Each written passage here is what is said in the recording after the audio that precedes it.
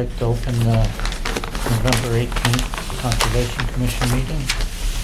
And anybody got any minutes they want to talk about? I just have a couple grammatical ones on the page 2. We talked about the hot tub and the installation. There's just wording on that. And then on page 3, halfway down in regards to Ringwald, Ms. Green read a comment letter from Bruce Bean. It says what and address. So I just highlighted something that in brackets it just needs to be. That was a note to myself. Yeah, no, I got it. And then further down it was just that he said it was just a grammatical. So I just had my 3 edits were just wordsmithing. Yeah, and just to note, your name was spelled wrong in the third sentence.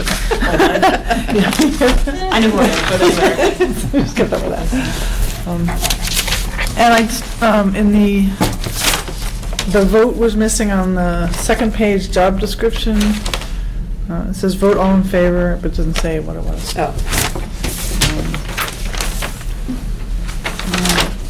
On the third page, the same sentence that Sarah mentioned, really, that they need more documentation to support the need for crossing. Oh, sorry, the sentence before you talked about. I just wanted to add, not only for crossing, but disturbance within the 50-foot MBA too. That's it. Didn't know we had a meeting tonight. Then we're really glad you came. We thought that was a cancel. You were going to go. I moved that we accept the minutes. I have one. Yeah, Oh, you do? Yeah, I have one minor in the discussion about the mats, the lake mats. I just wanted to have note in there that we also expressed concern about the materials themselves. Yeah. Is there any more corrections or omissions? I just had one, just a clarification on the second page. The road property was cleared of all trees without obstructing no work in the riverfront area or buffer zone. You said, and the following structures were installed with no permit. You didn't really list structure. I assume that was supposed to be the stuff above that, like the deck, small shed, patio. Okay. Oh yeah, I also had that too. So just for a minute. I have a motion. If there's no more discussion, can I have a motion to accept the minutes? Make a motion to accept the minutes as amended. Second. All those in favor? Aye. I guess we move down to administrative discussion. There's something about Girl Scouts and drawing pools here. There it is. Hey. Come on up. You guys come on up, drag a chair if you want. You guys get a microphone and Oh wow, a microphone. Here's some extra copies if So you what want. we ask is that you introduce Those yourselves. actually have titles. Typos. We never do that. We make I just spent the last 5 minutes. Oh, Actually, they might not fun. If there That's aren't okay. enough, we have these too. We can share. We can share, yeah. Share. Good shares. Julie and I will share. Alrighty. I don't know. Who's driving the train tonight? All of us. Introduce yourself. We are all Littleton Girl Scouts from Troop 66292. And I'm Sienna. I'm Regan. And I'm Dylan. Dylan plays soccer, Regan does gymnastics, and I ride horses. And some of our past service projects include veteran care packages, which Regan did. Dylan made a fire safety video, and I made toys for shelter pets. Thank you for doing all of those. Amazing. So, what is a Silver Award? A Silver Award is a Girl Scout award that is focused on helping a community. It doesn't have to be your own. It just has to, you have to solve a problem in a community. And we need 50 hours of service, and we've chosen to focus our Silver Award on salamanders, frogs, and turtles. We all care because we all do share a love for animals, but salamanders, frogs, and turtles are extra special to us. We all have a compassion for animals, and we all own several pets. We actually have a background in helping the endangered Blandings turtles. We went to work with a local high school who were doing a project, and we learned how to feed and care for the hatchlings and how to move a turtle across the road. And we all actually used to go outside and, try and find them and things like that. Some of our goals are we want to fundraise for crossing signs, along with educating people in the community, and we want to spread awareness prior to the brigade that Amy does, and we want to try to make a short or small documentary of the brigade and some other things. So why do we need your support? So we would like to sell things at the holiday bazaar to raise money for signs. Here's an example of something we were hoping to sell. So we would like to purchase and install road signs. And we would like to host an event and a third Thursday table for like people who are interested in those problems and stuff. So educating, we would like to educate the community on brigade and vernal pools at events like Third Thursday. We would want to go into littles and schools and talk to the different grade levels about the problem and the importance in the community. We want to host a more in-depth paid event for people who are deeply interested, and the proceeds from that event would go towards getting road signs. We plan to install crossing signs by selling things at the holiday bazaar, which include these fabulous necklaces that Regan made. And we also do plan to fundraise by doing the paid event, and as we've said, and other things that we haven't decided on yet. And then as far as the brigade, we want to try to spread awareness at the other things we're doing, and when we're there we want to like film some stuff going on there and some of the stuff we learned like beforehand and afterwards and make the video of it. Any questions, feedback, or comments? I have a question. Have you put any thought as to where these signs might go? They would go around to where the areas where the animals most frequently cross, which I believe is by Fort Pond Road, areas like that, and also turtle crossing signs by Long Lake, because we have heard there have been problems with the less permanent signs being stolen, and we figure that if we maybe put more permanent solutions in, that people wouldn't be able to steal them as easily. Do you have the design of your sign as well? We haven't not decided yet. Okay. Also, as far as the location, we were hoping to have some of your input on that because you guys are more experts. Help you with that. And when would you be putting them up? Before the crossing happens? Well, we're hoping to finish our project all together by like the end of August in 2020. So I don't know, kind of. So it'd be, after the like- next crossing. Because probably. it would be probably Yeah. a little difficult to, because road signs can be pretty expensive. We would probably also want to get them done more professionally too, which would cost even more. So we would then need to have spent a long time fundraising. So maybe, hopefully by then, but we aren't sure. So sorry. Yeah, no, go ahead. So the help with the crossing and the documentary would occur when this crossing, this coming Yes. April, And then May, April, May. Yeah. And then the completion of the signs would be later. Yes. because we're hoping our main fundraising thing, I think, is the event we want to run, and we'll probably show the documentary there, so it'll probably be after the brigade that. One of your markets that you may want to think of, I love that you're going into schools. Let's also think about the elderly as well. So it makes up a great population of our community. And some of them do have some money that they may want to give to you for various things as well. And we actually had a lot of grandparents and grandchildren at the crossing itself that night. Yeah. And you have, obviously we're being recorded tonight. You can do your PSA. Which wouldn't cost you anything. And one thing that I've seen work really successfully is to come up with a really nice postcard that you could sell, and you could kind of have some of your turtles or things on that as well. Yeah.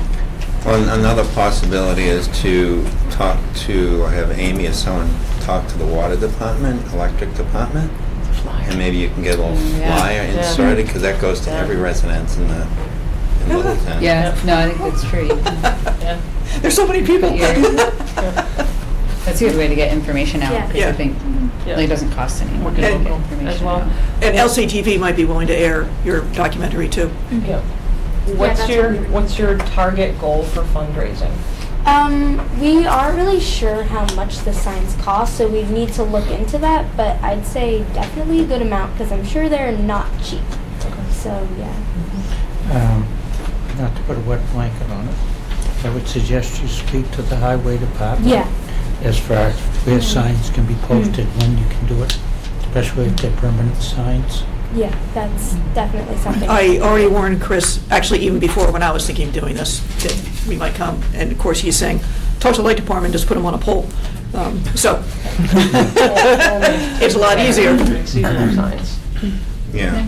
Yep, you can also make seasonal signs so they don't get broken with the snow that we will get at some point. Less weather on them.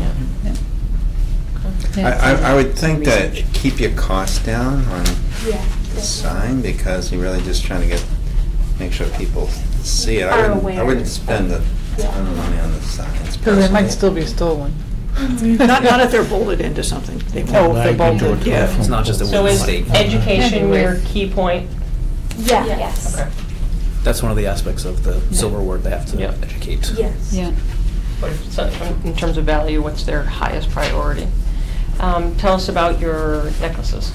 So, they're like just a pendant and then like these chains. And the chains I found for, like, I had these from a previous project I did, but you can get them on Amazon for like really cheap. So if we wanted other colors and stuff, they have them if we wanted more options. And we'll have more than just the necklaces, Yes, but this yes, is our so another thing. main thing at the moment. So. But you might also be able to sell, if you buy reflective vests really cheaply and like, paint salamanders on it or something. yeah, that actually is With a good reflective idea. paint or Well, that's what I something. was saying. If the signs are reflective, it would be a big help, but that makes them more expensive. But if you can, so maybe a good first step would be to talk to Amy about what locations and see what light poles are nearby, and then you can make some decisions about your signs. And if you're allowed to cross town lines, Acton might be interested also at the other end of Fort Pond Road. Yeah. Yeah, this is awesome though. I think this is a great idea. What questions do you guys have of us? Ooh, we were, where was it? So, because of the Holiday Bazaar, we know that the Conservation Committee has a table, right? It's actually the Conservation Trust that has a table. LCT? Trust. Yeah. We can get you guys into contact with them. That's not a Okay, Yeah. problem. Thank you, yes. Also, in terms of fundraising stuff, usually it's good to have like, do people ask like where are you going, so we just wanted to make sure like we had your support with this, but it seems like we do. Take a formal Yeah. vote and be unanimous for them, because we're all here tonight. That's true. Somebody want to make that motion that you would support? I'll make a motion that we absolutely support the Silver Project by the Girl Scouts. I'll second that. All those in favor? Right. Okay, so that's something when you do your marketing, you have that. So if you can let us know your steps along the way and how we can help, and I'm sure that we can give you some good Yeah, some resources updates as would well. be, some updates like this as you go through the project would be pretty cool to see how it's going. Have a great, good job. You're welcome. Thank Thank you, you. ladies. Nice job, guys. Awesome.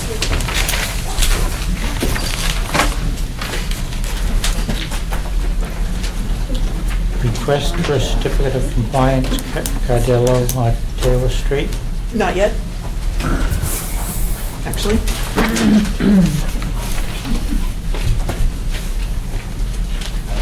They're not ready Yeah, yet. they're not ready. Okay, Yeah, I thought they might get it in, but they're not. okay. Long Lake Wetland Park operation and maintenance. So, my South Water Department, Rec, and Highway talked about trying to get the Wetlands Park, the Frog Pond, cleaned up because it is a stormwater facility. So I think we wanted to check, that I said, Conscom owns the land, but doesn't have the money to kick in. Rec Department has, the enthusiasm. Highway has the ability, so we're talking about trying to get that done, and that, we could certainly work together with the Conservation Trust and the Neighborhood Association to get a work crew out there. I hadn't been in there for a long time, and it wasn't nearly as bad as actually I thought it was gonna be. It had Of been course, it squeezed excavated off, once. so it looks better. I meant the Yeah, trail. kind of. Oh, the itself. trail. Yeah, Yeah, no, it definitely needs dredging. There's no Yeah. thing about that, No, so. it was probably a month ago. So we're, Okay. been talking to Corey about it for 5 years, so I think we might maybe be getting somewhere. Well, that stormwater infrastructure is directly responsible for treating runoff that goes right into Long Lake. Yeah. So I definitely support. Yeah, I and think- long-term, there was supposed to be more Yeah. Right, there was, it just. didn't infrastructure go down there, And but. that, and I think there, yeah, I don't know where that project stands, but I think the MVP grant could be used. I had asked that of Yeah, Steve yeah. Roy at one point, and he said, yes, that could be used. It's a possibility. Corey wasn't too sure how that might be received because it was a state grant to build it and we were supposed to maintain it. So to go back and ask for more money because we haven't maintained it, but, He helped build it. oh, yeah, absolutely. Just And, wanted and to- also to advance to Ask that. the next ones also Yeah. is definitely a possibility, so. Yeah, they're still kind of out there, oars and Yep. Steve for that, so Yeah, absolutely. if the money's disappeared. And I had a couple of things that we can add on at the end. So I guess we gotta get going with that first hearing. Public hearing, notice of intent, 576 Newtown, U30-15-0, Mass DEP file number 204, something, replacement of the septic system. Hi, good evening. Yes. And the DB file number did come in. Okay.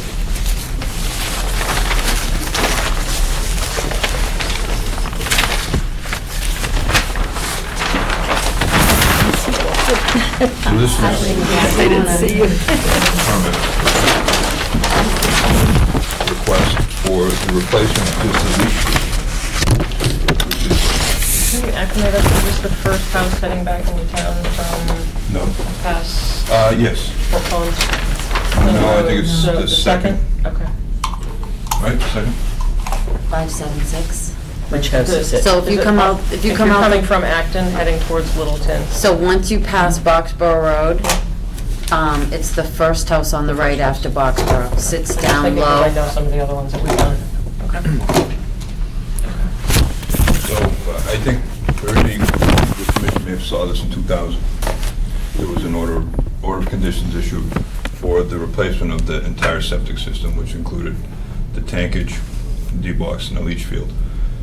The tankage was installed, but neither the D-box nor the leaching field were installed at that time. So the leach field has failed. It needs to be replaced. Shown on here is a bed.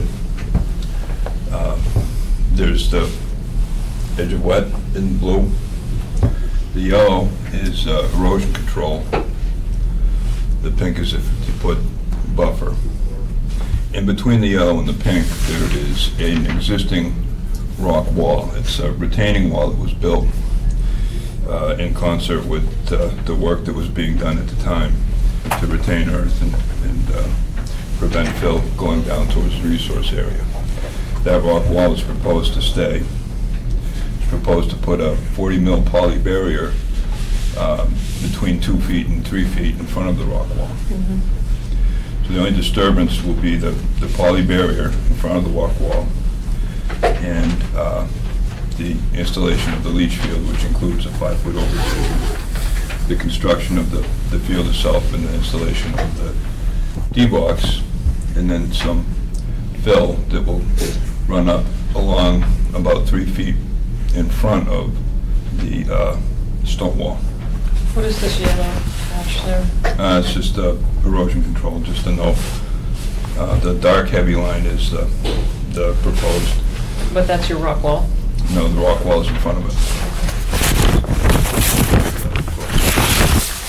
And what are you going to use for erosion control? Silt fence, straw bales. Straw bales? Do you have Rivers Act on this side? No, I don't believe so.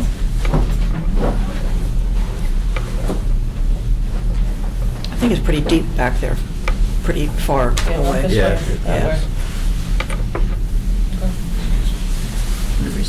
So this is existing and you need to construct No, They didn't redo it. Okay. So they did some of the work, but they were permitted Got to it. do everything, and they didn't do it. They did one of the three things, it seems. But it was permitted to be done, but wasn't done. Okay. And so And now all it's the- partially in the 50. Right. But all the work is still where it was originally permitted. And Except it hasn't been done. Never been done. correct. So you're resubmitting a notice of intent then for the same Yes. work? Yeah. Okay. These plans are the same, the leaching field is the same as what was in the original order of conditions, or? Yes, In terms of the area. Yeah. yes. The size and. The size is materials. exactly the same. The only difference is that the original plan proposed a clay barrier. Instead of the poly there. Correct. And it's in failure now. Yes.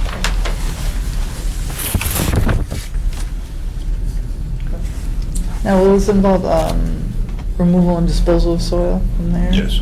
Off-site and? Off-site. Okay.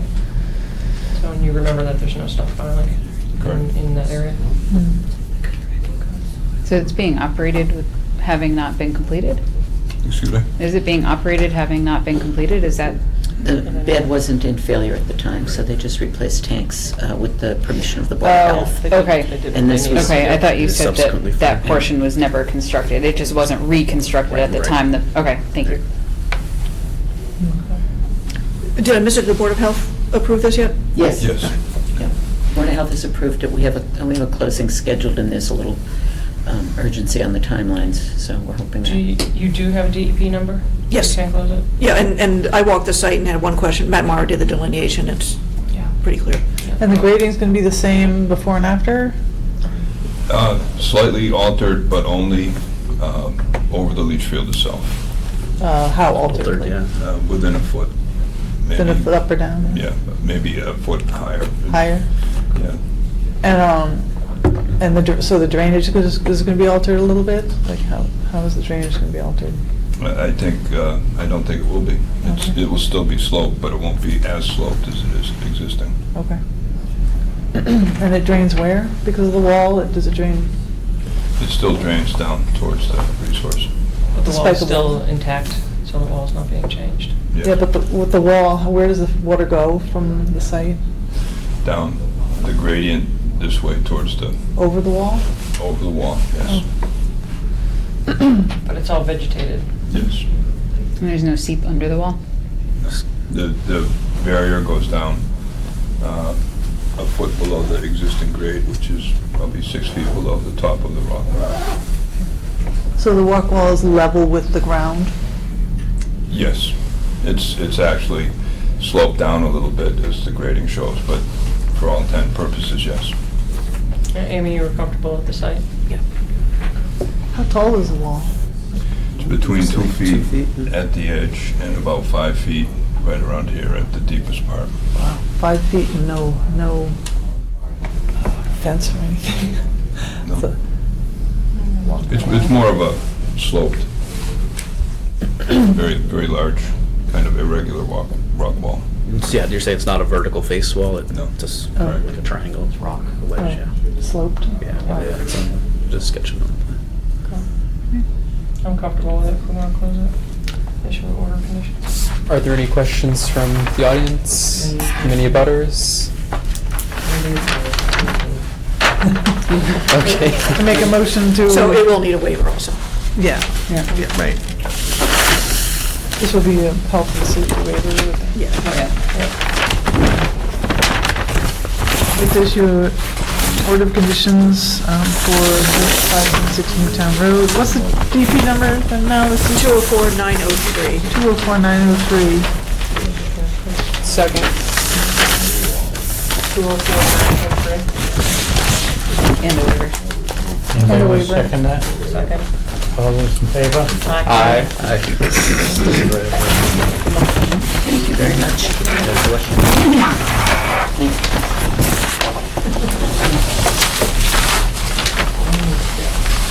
Sherry, do you want me to let you know? Do you want me to let you know when the permit's ready? Probably Wednesday, not tomorrow. So you just get the interview started. I know they It's got to be recorded and all the rest of that stuff. But do you want, are you going to do the recording? Yeah. Okay, so I'll let you know when it's ready. Thank you. Thank you very much. Night, John. Thank you. Public hearing, You've got 5 minutes. Amy, do you want to do an administrative? I think I passed around the possible meeting date thing, which is pretty much forced by holidays and town meetings and stuff. The only one was the 2 in April had a question mark. I assume the 20th is probably school vacation time you want to avoid. I don't know if anybody has any strong feeling about April 6th or April 13th. So,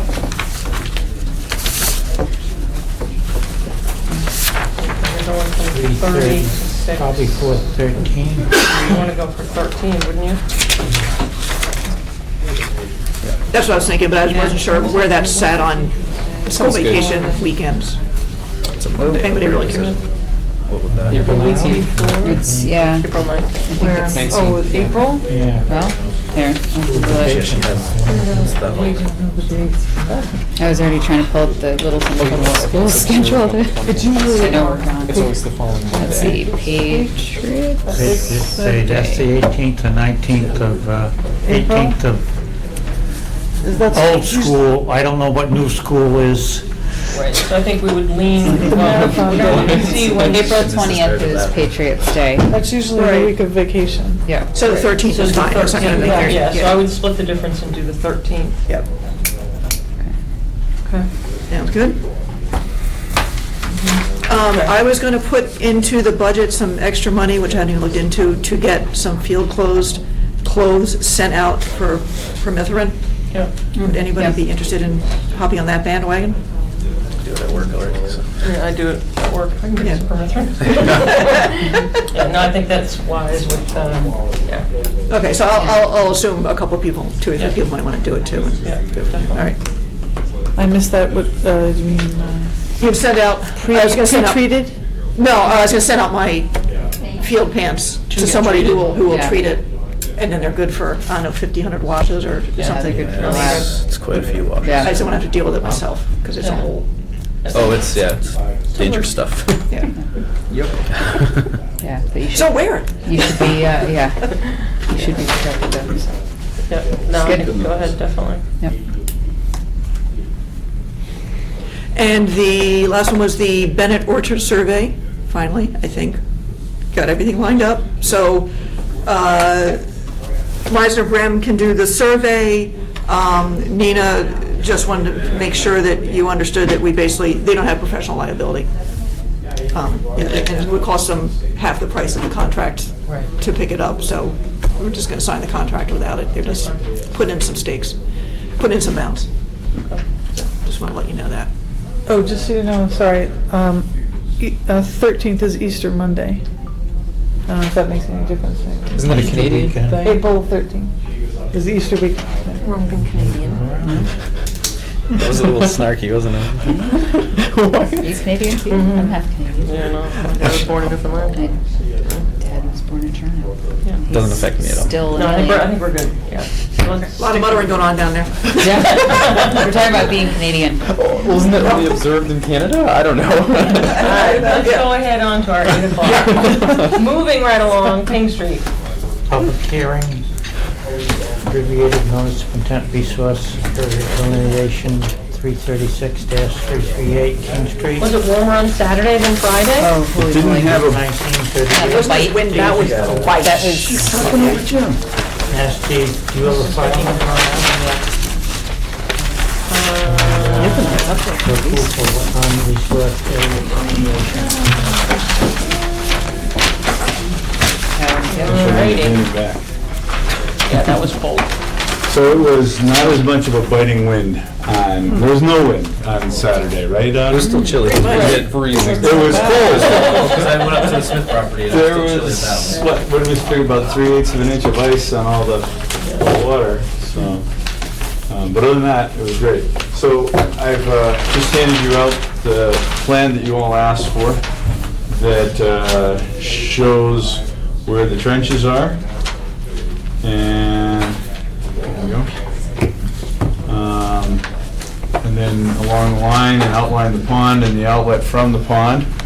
And as well, I did up a aerial, I don't have the aerial superimposed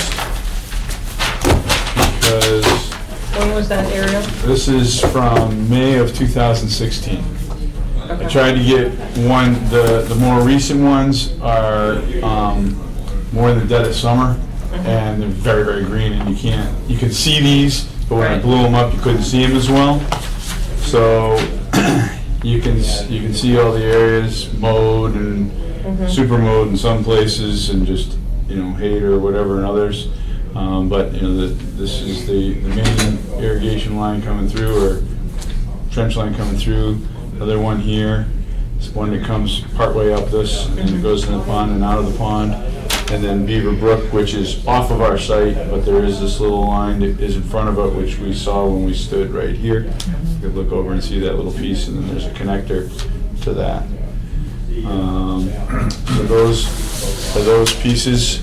Since the site walk and just from the filing, I submitted to Amy the Oxbow report.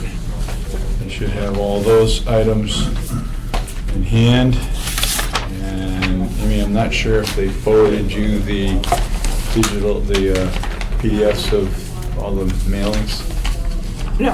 Okay, I'll pull those out and give those to you in a minute. So when we were on site, we were waiting to see the feedback from Saturday's site walk in terms of a third-party review. And that's where I think we left it at that point, because there were just some areas that I think we had some questions on. What was the discussion of Saturday, or where does the commission feel, or the thoughts were? I was feeling like, small adjustments, that Ox was pretty reliable, and that small adjustments won't really make that much difference to the development on this little end of it. But it's a total factor as well, so I think that's when, on Friday, we were looking to make sure that we were comprehensive, kind of looking at everything, because it does impact a total number. So, Total number of? in terms of wet, dry, wet, Oh. in terms of, No, I know where I am, I just don't know the project. Sorry. yeah, no, sorry, right behind the congregational church. Yeah, no, I see it, I see it. So, 333. Centered housing, oh, sorry. I'm just looking at this big, piece of open space that So we all love So to it's enjoy. concentrated up to the front of the So road. if you look at this, 336, 338, the two different parcels, the two different existing structures, Dr. Goskowski's dental practice and home, and the other home, which was his mother's, I think his daughter's living there now. Yeah. And then the whole tract of land. And the majority of the back of the land is wetlands. That's 15 acres, and roughly just shy of 6 acres are upland, counting all the little pockets here and there. Our client, the applicant, is looking to redevelop this front 2.5 acres, if you will. They're gonna be tearing the houses down or what? No, they're going to, We'll quantify that, so houses, no, but potentially the barn. potentially the barn would get To- relocated on the Right, site. so the two perimeters potentially would stay, part of something would come out, the center barn The would potentially. the dental portion, I thought, was initially going to be removed where the dental office is, but the applicant had a big workshop this weekend, which I was part of, and then we had a 9 to 1, 92 charrette today, kind of putting together all the stuff that came out of the weekend. And, so there's some talk of keeping that portion of the building and working with it. It's going to be a really interesting project. I think you guys will like it. And, I don't always get invited into the early stages of this, and I have to really work backwards. I was there and explained a lot of, the things that we talk about on a regular basis, plus septic and drainage and all these things. And there's a lot of questions, and I said, you look at this 50-foot setback line here, and you consider it a wall. So I got a lot of pushback and stuff. Well, we want to be able to walk on the trails. Yeah, you'll be able to walk on the trails. We want to be able to have seating area by the pond. Yeah, we'll work something out. You know, little things like that. You know, they're big into garden. They're all organic gardeners, and they've got all these, you know, really promising thoughts and things that they want to try to do. So I'm looking forward to it. I think it's going to be a fun project for everybody involved. No, I just was wondering about the main house, because I assume that's historical. It's been around for a long time. I'm told it's been around for a long time. I'm told it's not on the historic registry, but it will be staying, no matter what that building You is realize staying. Moxie Man actually lived there. No, I did not know that. That was Lasaga. Yeah? Yeah, he was known as the Moxie Man. I was to say, what's a Moxie Man? But I'm glad you were asking, because I was about to. What is Moxie Man? I don't know, my father liked to drink Moxie. Oh, the Moxie Man. Invented in Maine. I thought so too, because Yeah. the Moxie was a trimaran that was built in Maine and sailed the single-handed transatlantic race. Won it, too. I just know it's pretty awful. It made Tab look good. Not being a soda drinker, I couldn't tell you. Sorry, Dad. It was marketed for its medicinal, and then they realized it wasn't medicinal, and then they changed it, and then it just became regular old Moxie with no side effects and no benefits. Rot your teeth. Yeah. So let's get back to questions on the site. So I guess I was wondering about you say the overall numbers? There So were what would there were a that couple of impact be? areas that we felt we wanted to have to look at kind of the soils a little bit more, because it had been mowed. Right. And it was, even though we had some specialists there, we felt that it was a little bit out of our purview to be able to look at some of those critically. So there were a few of us that were up that day, and I think we kind of expressed interest of where we might want to look at some of the field notes, or if there weren't field notes, to just kind of go out and look. Yeah, he did a lot of borings, I think, This parcel because of that. that But runs the interest is, there was actually more of an knoll, and that got shaved down. Yeah, the gravel pit up front that Morgan stole from, Yeah. took earth from. You said it, I didn't. I tried not to. And I think if you look along there near where the wall is, it kind of I'm surprised we haven't lost it out back here. What's You that? look up, if you go back here, probably oh, about right, yeah. opposite the tool shed that's out here, it looks like it potentially has almost been undermined. Really? I didn't look that close. and that's to the not an slopes. area of work. No. So No. I think, where we recognize the work is up front, we wanted to be diligent out back. Well, particularly where we were talking about, perhaps the town would put in walkways to castle in the trees, or there might be some future town involvement. Over there. Whatever the line is, it's gonna get pulled for future use. That's what we're And gonna make sure the line was I set. agree that Oxbow, is very thorough, but having been out there, it's just, there's some very challenging, Challenge them? very much so. It's very challenging, and so, it's valuable to have a second set of eyes on that, even when you have competent professionals, looking at it really for, the future of the parcel, and particularly where, the town might be involved in, doing more, or the applicant might want to do more in the future. I think it's important to. No, like I said on the site, the only development or use of the back is going to be continue with a walking trail and some sort of seating, bird watching type arrangement by the pond. Isn't there already, he filled in, didn't he make like a bridle path or something around It's it or there, something? no, it's there, and it's stable. Kind of. Oh, it's very stable. That's what Phil went to. Yeah.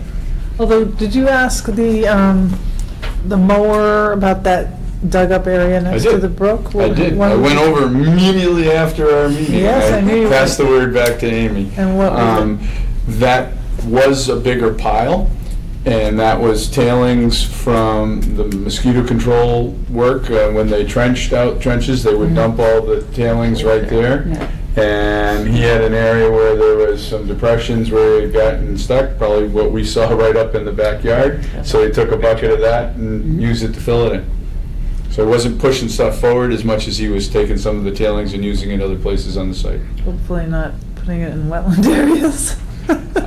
I think, you know, I think he's using it where, you know, where we saw tracks Right. up in here, where, right in here, where. Yeah, we certainly Tracks were didn't see any wet. sign of Somebody any got- place else. Yeah, we didn't see any signage or anywhere else, and we walked all the way around, you know. Yeah, it would have been obvious if Yeah. something was recently moved. So I did, just in case this went to a third-party review and just move things along, I did ask Chuck Karen for, based on the sketch I did there, because and we can always narrow it down too, or just leave it. And Chuck's available. Chuck is available, $500, and then $300 if the Conscom, or he needs to come to hearing, or Conscom sidewalk, if there's, And we have just a couple specific areas for him to look at. yes. Yeah, I would Trees say- to move What we down. talked about, like. when we Yeah, I were don't on- think we need a And that's, you said that's comprehensive. what you, is that, These are the- Yeah, that's those certain areas, right? Yeah. Yeah. Yeah. And those are the areas that stood out to me as well. Yeah. I would agree with like a focused yeah, focus review one, not a, versus- not a full Yeah, no, no, site no. So the review. owner is Massachusetts Co-Housing. The owner is currently Heidi and Greg Priscos. Okay, and then the Massachusetts Co-Housing is Co-housing is the applicant. the applicant. Correct. And can you just explain to me again, what is the use going to be? So we're in the ANRAD right now, but I'll jump out and pretend we're not. The use is a senior co-housing project. So you're familiar with co-housing projects? Yeah. All right, where everybody has a smaller home, and then there's a common home where they have a common kitchen and common living spaces and common infrastructure. This would be the same, only for seniors.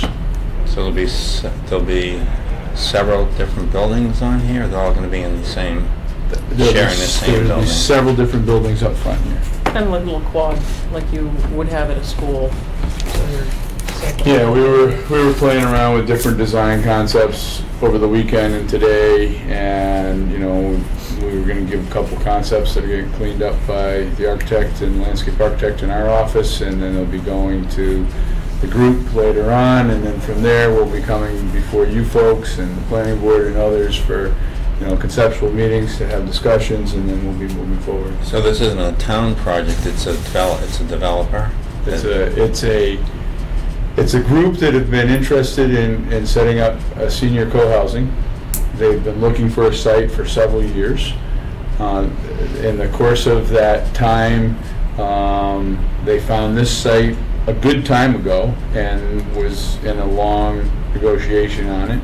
And they have hired a developer as a project manager to help them because they're seniors and not necessarily developers, and so they need somebody as a cohesive whole together.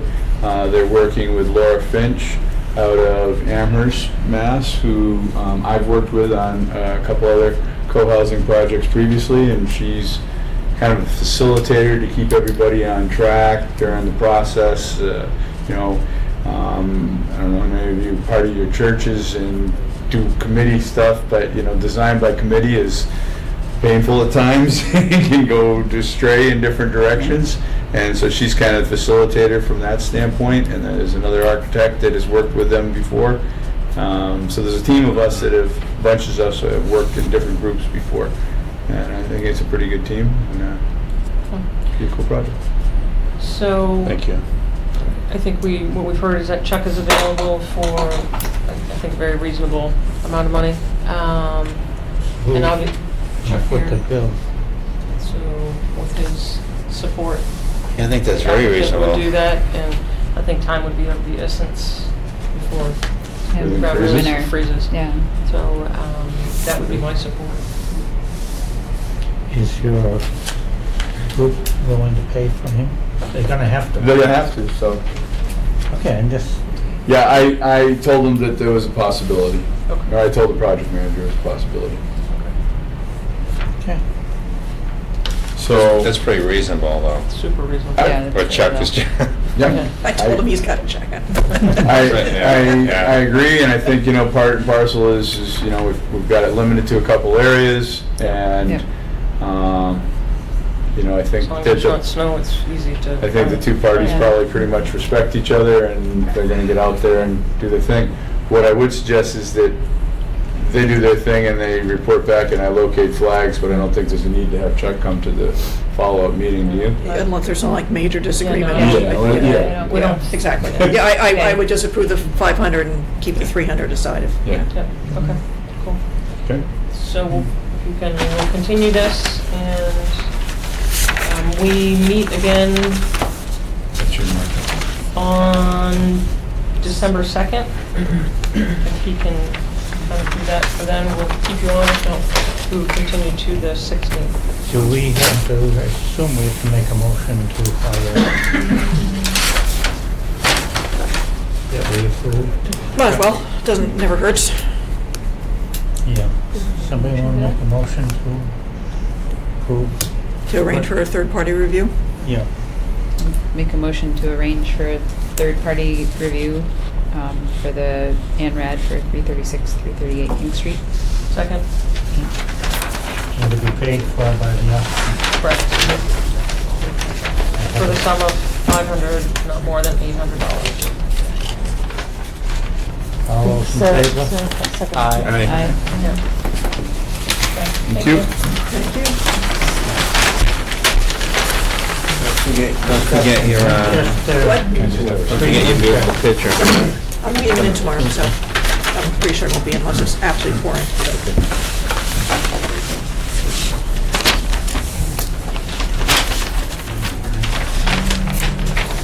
You, I believe. I don't know, I haven't lost track of mine. Yeah, of course. Yeah, did I do? Yes. Yes, you did, this I was have one.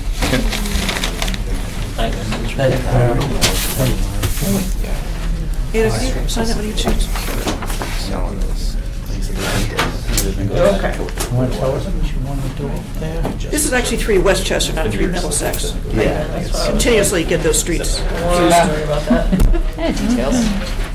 The money finally made sense to me. Do we need to open a It hearing? must have made sense. This is just a discussion really, so. Yeah. Just waiting for Jim, to see if Jim had to do his. No, informal discussion for 3 Westchester. Yeah. And you have a, yep.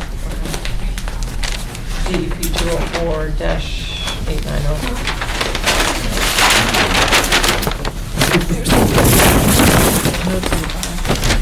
Oh, I got notes everywhere.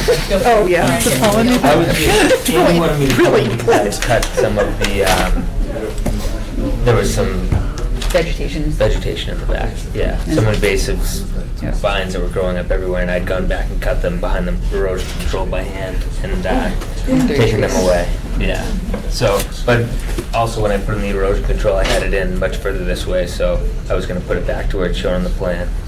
And mostly Amy wanted me to come in and talk about cutting the brush in the back, so. Have you been out, anyone been out there? Yeah, Kyle and I. I haven't been out, Yeah, so you I'll went let you out guys sometime, right? talk about that. Yeah. You said you moved the erosion control, have those been relocated since? Well, I'm gonna set it up back closer to the line, I'll get that done before the end of the day tomorrow, so. To where they're shown on the plan. Right, so they're still What up the front. approved line was. Yes, it's, but yeah. But other than that, yeah, just in to see, was there something that you wanted me to do because of cutting, or continue? I mean, Yeah, so. I don't wanna. So the conversation that we had when we were on site, was it was just noticeable that, when we initially talked about this, clearing wasn't going to occur along the wood line, so we didn't discuss it because, so that was the understanding, and so clearing was noticed, and so therefore, we went out and, and looked at the site and had a conversation about it. Yeah. And so he cleared a decent amount of bittersweet. That's that invasive. Yes, yeah, the So invasive vine, a lot of it was bittersweet. And some trash. Yeah, Some and waste so he section. cleared that, he cleared some trash, and, we didn't get to see the trees, but, Kyle They're had cool, reported small. that. What were the caliber of the trees? There were two small guys, probably like Yeah. this or so, and then one was. Yeah, one bigger one. One. But as you can see, the bittersweet, there was like 8, They were you enclosed. know, It that was- big. So it was yeah. that, the bigger one was actually broken in Right, half. but they were And- grapevines too, it wasn't all bittersweet. And so- when we were out there, I proposed that I could reach over and actually grub out the roots of the bittersweet, but that was something that we talked about. I was So- going to so- propose You said that, don't. but I Until yeah, we- but- you kind of Then talked it's to gonna us. come back multifold, so if you try and rip them. Oh, it comes back faster. Okay. Yeah. So I was going to propose that, but I just keep. I'll just put. What I was going to do is move the erosion control back and just keep going with the project as planned and not do anything back there at all. So The concern's in front of the erosion controls, right? Because he wanted to seed that area. But that's. Well, yeah, I mean, Well, I yeah. assume in front of the Yeah, house side of front road of the- controls, I always assume it's just gonna be lawn. yeah. Right, and So- the erosion control should have been put along the wood line Well, not originally. completely along it, but But off the close property to line it? by about 8 feet. Yeah. So So you- much closer than I had the erosion control. Yep. So you have a strip of renaturalizing that you have, sounds like you have to adjust. 576. But that was why he. I think So the that's- bittersweet will probably come back So before that's- yeah. June. So that'll probably renaturalize real quick. But Not other than that, necessarily. So are you still thinking That's kind of about the putting up some conversation is boulders what now? along the I erosion can control if when you'd you're like done? me to. Anything back there is just going to get taken over by the bittersweet anyway. So Yeah. I'll put anything you want back there. I don't think There's it like needs a to be massive much. multiflora rose. I don't know whose line, it's probably like here, that big like Yeah, rose yeah, thing, right the along the brambles. property line here. So Yeah, there's like a that just massive. totally encroaches and everything. It's terrible. And there is still cement and Concrete, some. Yeah, there's Yeah, debris and stuff debris. like that. That's On the other property, property. but the woman is happy for She's happy for him but- to, yeah, of course. Yeah. Happy for you to, Right, clean it up. So I was thinking at a minimum, move the erosion controls where they were approved, maybe put some boulders back there when you're Okay. done, Yeah. and then put in a few blueberry bushes or mountain laurel or something to take for the trees. And then, Food for the bittersweet. yeah, exactly, just support the bittersweet. That'll last till June, yeah. And then if everyone's agreeable, and Kyle wants to still go in and chase, the trash back there by hand, basically. yeah, if he wants to by hand, that's, Well, the I bittersweet think can be that's fine. cut, so, I mean, you can go ahead and keep, addressing Cutting the it, so, bittersweet yeah, down. just Oh, okay. Don't Perfect. pull it. Okay. pull You it can then. paint the stems Yeah. with, So when you're in the spring, when Herbicide. you plant, maybe come in and kind of look at that. So do your plantings, but then also really look at bittersweet and how to adjust it, because it can be managed. Okay. But if you rip it up, then all the little Gets worse. goes everywhere. So Okay. it's better to kind of see it come up. But, okay.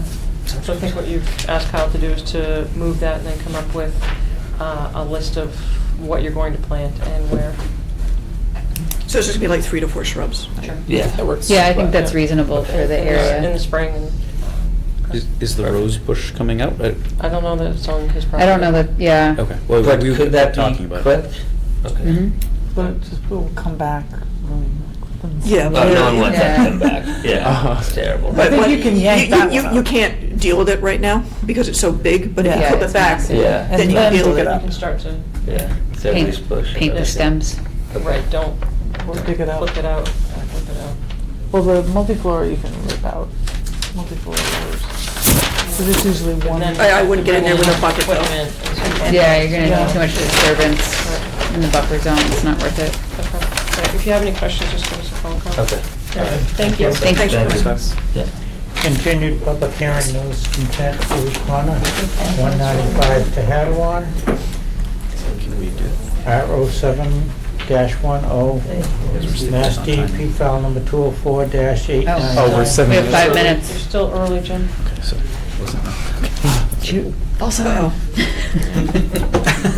We don't want you to get too comfortable. I definitely don't want to do that. You got Anthony? oh, God, there must be something. Oh, you had asked about the assistant agent progress. I'm working with Ann Esmond. She's got it. She's turned it over to the personnel board or whoever it is that rates it, which they probably do after Thanksgiving sometime. And then we'd probably have presumably a process with the Board of Selectmen, and it's got to end up being ready to get into a warrant for town meeting. That's kind of where we're headed. Oh, right, yeah. Yeah, For spring, Tommy. yeah. Have you, you were still gonna work with the light department on? Corey and I went back and forth, and it was getting too complicated, especially if that position doesn't work out for one or the other place, and the person does one full-time, and then all of a sudden, you Yeah, know, it'd be the hard. water department doesn't want them, or the water department steals them, Yeah. or we steal them. Do you have an idea of how many hours somebody would like that? Just for the budget, I put in 20 hours, just because I had to do a placeholder. And I'd probably cut my hours down a bit, because a lot of the administrative stuff would go with the other position.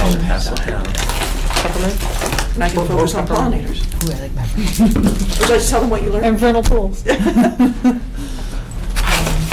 Oh, gosh, yeah. Actually, some of it's applicable to that property we were just looking at. Yes, absolutely. You guys, the talk that Amy and I were at yesterday about the pollinators was very revealing.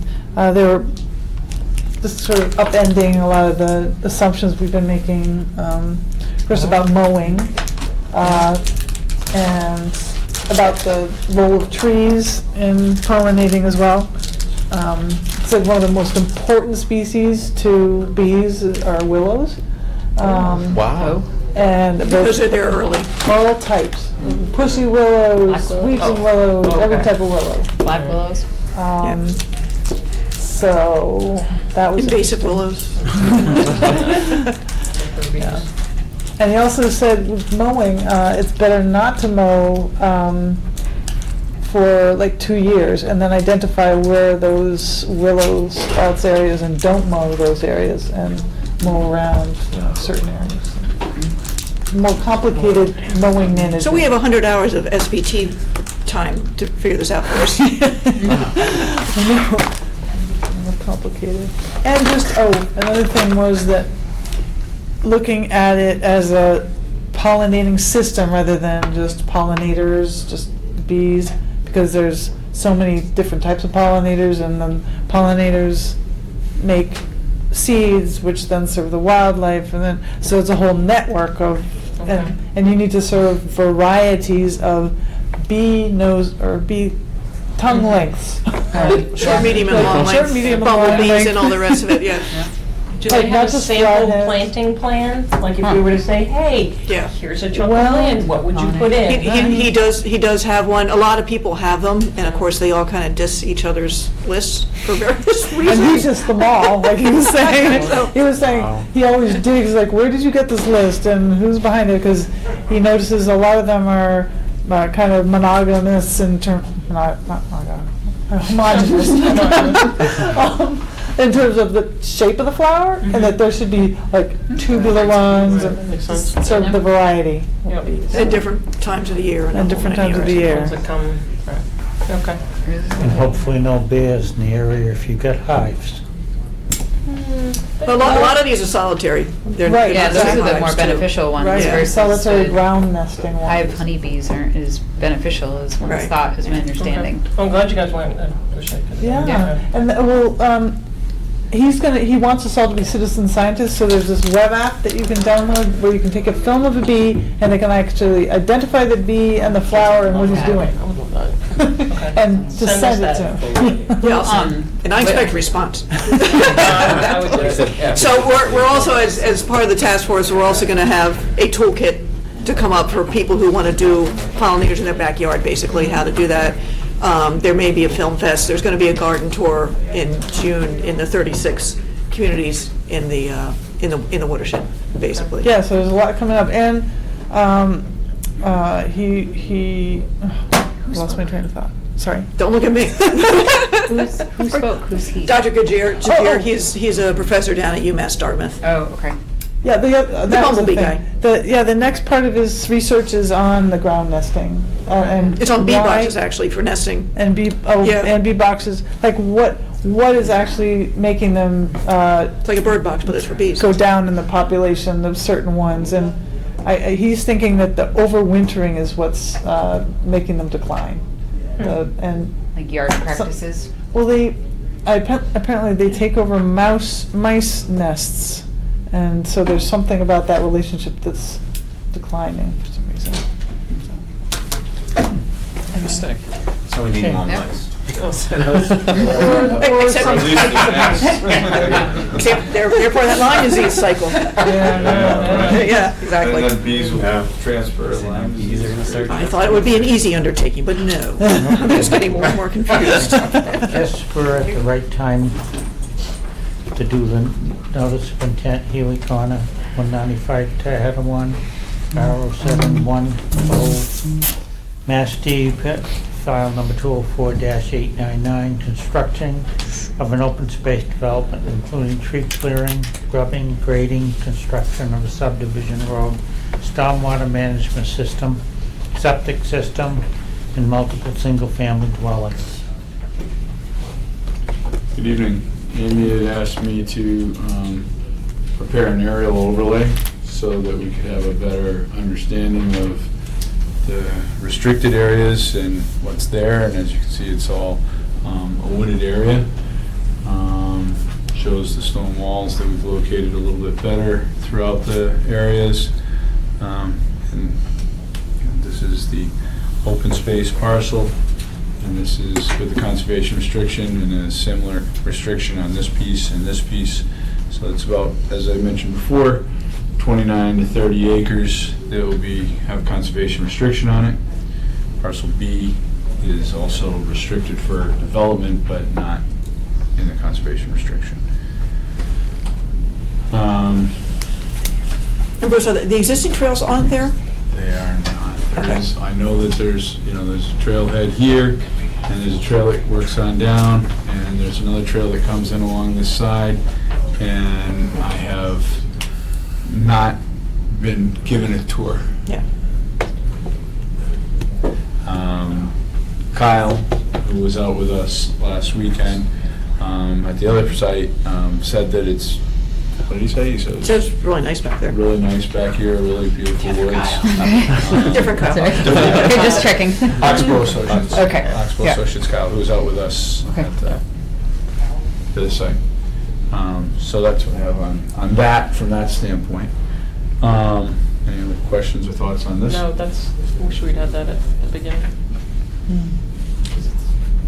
Put it in Puts in better perspective. Yep. And So, do you, I don't know if you want to spend any time on this at this point or not, on the CR stuff, or just move on. Because I still had questions, but this isn't going to be a speedy process probably anyway. Yeah, so. well, yeah, I think the CR Yeah. is still evolving. CR is still evolving. They are, as I said last time, talking with New England Forestry Foundation. New England Forestry Foundation does do sites that are not just forest logging sites. They do regular sites. They are very interested in this. We have set up in this the ability to do logging as necessary. Bud had logged this in the past. I don't know the last time he had anybody out there, and Jimmy, you might know, but I don't know. No, I just felt as though it needed the option just to maintain the forest Yeah. in a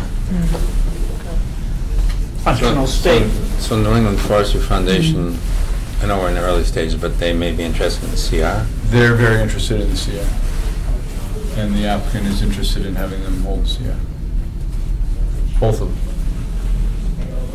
And I'm just not sure how that all ties in with maintenance and trails and that whole 9-yard stewardship type stuff, so bunch of pieces to come together. They've got a history, they'd be a really good holder. There's no question there. They own and control the CRs on a lot of property around here, and I've worked with them on a couple different properties in another community, whereby we mountain bike on the trails on the land, and we've worked with them for maintaining the trails, and they've come out and walked with us, and we've agreed upon what to do and not to do, and where to go, and areas to stay away from, and they were... What town is that in? Those in Groton. Okay. And we hold the CR on their property. Right. Here.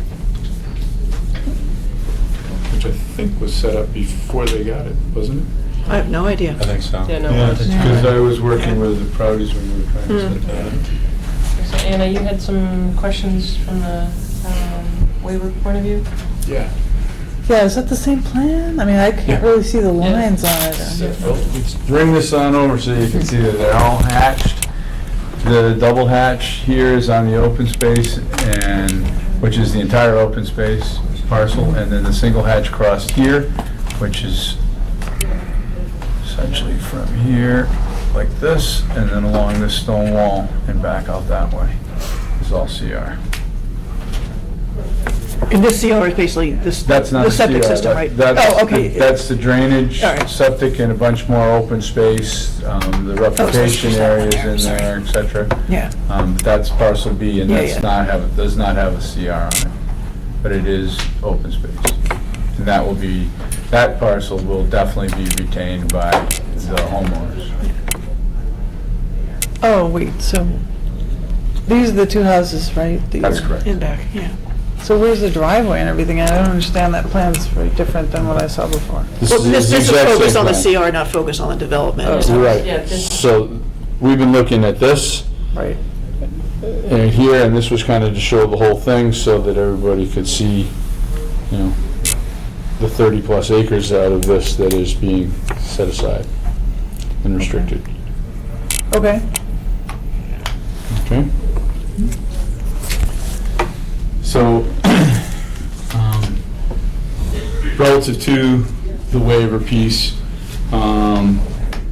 you've asked that we have an economic analysis, and I have talked with people and tried to obtain that. That's out of my, Wheelhouse. thank you, wheelhouse. I was looking for the right word, out of my wheelhouse. His job. Thank you, that too. That was a nitpick. But I did go back through multiple times and sat and kept on going over the waiver and the waiver pieces. And what comes out of the waiver and the waiver pieces is the initial project is the purpose and the need of the project. And the purpose and the need of this project was the development of this land for the family trust in a manner that was respectable to the area, but at the same time helped everybody else out, helped them out on a financial standpoint, and set aside a bunch of property in conservation restriction. I talked before, and in the extended waiver application that was modified back in September, we started out with the requirements under the zoning, the standard subdivision in an open space development. The standard subdivision had 9 lots. It had multiple not shared driveways, because 2 driveways under the bylaw is not a shared driveway, but it had multiple driveway possibilities that gain access to the site. Some of them were in buffer zone, most all of them were not in 50 foot. One was, which was over in here, same location. But it had 9 lots that were in, totally in buffer, or had a good percentage of work and would require an individual notice of intent on them. And then we went to the open space and we dropped that number down to 7. And then we worked on, we got the okay from the board and got direction from the planning board and butters of going with the open space, reducing the development in the big upland finger back in here, trying to pull back away from the existing butters here, and we put everything out into the field. And everything with the exception of the existing lot and the 1 lot to the right of the proposed drive. And everything out into the field with a section of these 2. And so now we're down to 2 lots and 1 crossing. I had prepared and given you folks a plan before of the tree count within the tree survey within the buffer. And when we walked this, we're all like thinking, oh wow, this whole thing, at least I was thinking this whole thing was in the 50-foot buffer. And it wasn't. You know, this whole piece is out of it. There's a little tiny bit of grading right here and here on the edges as you come into the woods, which is all dead trees with invasives in the top. And then the crossing itself in the 50-foot buffer to either side is the actual only 50-foot buffer work that there is on the site. We had a big area in here that we looked at doing replication, and we pulled that out after, we all looked at it and said, wow, look at these big pines that we'd have to cut down to do that, and moved the replication area to down gradient, the bulk of it to down gradient of the proposed drainage. So have feed from that, and then it'll work on cleaning the invasives up that are outside the stone wall in this area that was once a meadow, and bring it back to that standard. And then to work in around the trees to get the additional 900 feet without disturbing the trees that are there or having to take down more trees. So we think that we've come up with something that is in the public interest. We're getting 30 acres of restricted land.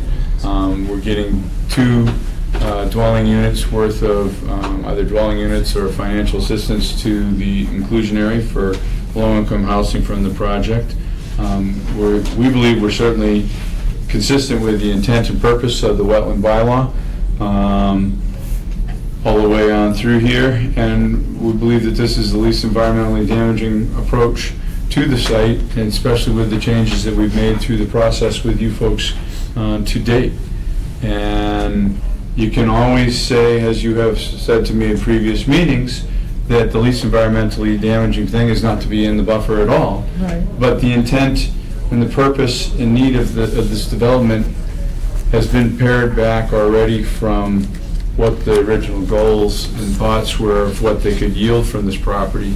And through discussions with the family and the applicant, we moved out of doing a senior housing or other type things on this site that would have a larger density, which the site could support, but it's not the better thing. And we think that this is the better project and the better approach from here. And there I said, let me go with one more piece if I. Okay. Oh, wait. Go on. It also talks about in here of the public interest, and beyond those items, one of the things that it talks about in here is invasive species control. There are several areas that we're going to be taking that out. Another thing it talks about is exceeding the Mass DEP stormwater management standards. GPR has made the switch back a little bit ago, a couple years ago, from what Mass stormwater guidelines have for storm events. Bulletin 71. Excuse me? Bulletin 71. Yeah, and we're using the Cornell storms and the big ones, and Green International was surprised when they got it. They said, whoa, why are you using such big storms? Because it's the way that we're going to. Should be using. Yeah, and so that's what we are doing. But, this is exceeding this Mass Water DEP stormwater standards, and that's what we're doing. In your waiver, have you put that verbiage in? Yes. I didn't about those last little pieces, but all the rest of it was. I'm disappointed that you've never shown us an alternative without being in the 50. I did when I submitted the 5 different sheets that walk through that whole process. That is but all the options don't. No, it did not. It had just this area, and it didn't have drainage and stuff that was going with it, but it showed just this area, and it was, at I think at 14 or 15 lots, and it was without those 2, and it made statement in there that it wasn't the intent and purpose. It doesn't meet their goals. This doesn't meet their goals, but it's. Who are you saying their goals? The applicant, the property owners. You mean not building in the 50? That option didn't meet their goals? The number of homes, the return on the property that they had hoped to receive. Financial implications. But you've never shown me a definitive document that shows that. That you cannot build, that it won't work, that development won't work, won't be financially viable without building in the 50. And I don't have those numbers. Well, we can't do it without that. Well, why not? Because it's, the goal here is to set up on, you're asking for a waiver and you're setting it up for, what the actions are and what the implications are on the wetlands and on the act and your bylaw, and we've gone through and done that, but at the same time to have the financial numbers of the property owners and what the lots are going to go for and how much the development costs are going to be we could argue those numbers all day long, back and forth. They could say that the lots are going to be available valued at one thing. Somebody else will tell you they're valued at another thing. So I don't have that information, and it's. Well, that's not convincing to me then. Like I said. Why do you, I still don't know why you have to do that. Why you have to build in the 50? What is the incentive? Well, I mean, what is the incentive for us to harm the wetlands with just because they earn more money by building development this way? This development as proposed meets the Massachusetts wetland guidelines, and it met your guidelines until you folks in a vacuum changed the rules and took people's rights to how they can develop their property without a public hearing, without a town meeting vote. With all due respect, and I think you very much can appreciate, I've walked sites with you, I think you very much appreciate the value of the resource areas. Definitely. And so, asking for a buffer from a wetland, to protect that resource, to protect the water that is all of ours. It is all interconnected, and it is all of our water. So I just wanted to take a step back with I totally get your frustration, but I just want to take a step back with respect to the 50-foot buffer, because I think it is incredibly valuable in preserving our water resources as we learn more and more. So that's the minimum amount. The wetland. I just needed to put that in there. We've proposed drainage along this whole thing that gets treated and recharged, and then any overflow from a large storm heads towards the replication area. The same with the drainage from this site, treated and goes into the replication area. There's very few pine trees that come out in that area, and several of them are dead. What I heard, I think you had said, is that the owners of the property wanted those 2 lots out there for either their own use or whatever it was. But there was definitely some incentive on the owner's part to have those lots placed out there. Most definitely. It wasn't. Most definitely. And there's. But there's always an incentive to build in the 50. And we've refused so many people, even with small triangles within the 50. There's no, this is a 45 plus acre lot, and we're doing a very minimal disturbance of, the acreage-wise is like, it's got to be like about less than a quarter of an acre, full buffer zone, full everything. And that was the parameter, I apologize because I didn't listen to the planning board hearings. So in order to have your cluster up there, the planning board, was that part of the negotiation that you had to give that portion in the back in terms of a restriction? No, that was our proposal. We proposed that from the beginning. Okay. The open space requirement is very minimal and very small, and we've been proposing this from the beginning, and he's not doing it in a manner for a tax break or benefit out of it. He's something he's wanted to do, something the families wanted to do. They wanted to maintain this link of all this open space back here. In terms of, for the planning board, what they would require?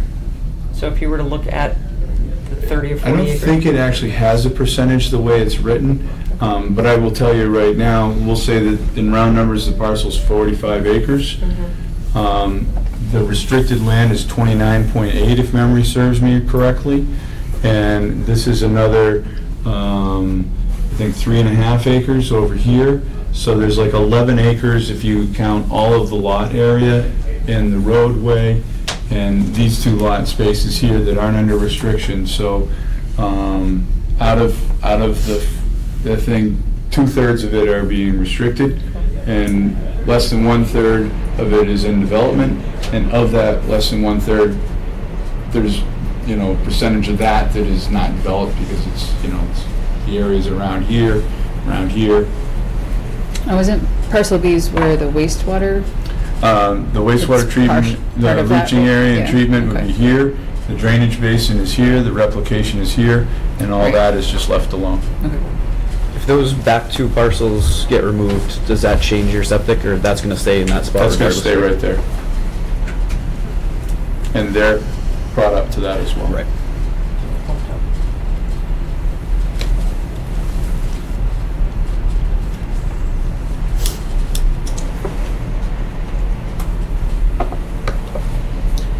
Where were we on, and this was a conversation that I think we had 2 meetings ago, that there were, I believe, drainage that, or something that we were gonna have Green look at, because they were looking at with. Green is looking at this for the planning board, so. They've looked at it, they've come back through with revised drainage. And we have that. They're positive on everything. The only change they had us do was a conversion between tons and cubic yards on one of the bond estimates, line items. So there's no outstanding issues? That's cool. And the zoning, Other that than zoning question finalizing was the cleared up? The CR, we recognize that, yeah. That zoning question was cleared up too? Yeah, historically, the zoning bylaw states that you don't have reduced frontage lots adjacent to one another. They're typically separated by a frontage lot. And historically, that's the way it's been done. The abutters pointed out that they felt that the language clearly says that the neck can't touch another neck, or the neck of one can't touch another one. And when you read the literal language, that was what was agreed upon by town council and by Maren, the planning assistant. So we revised the plan and submitted it to you folks, to the Board of Health, and to the planning board to show that we met those requirements.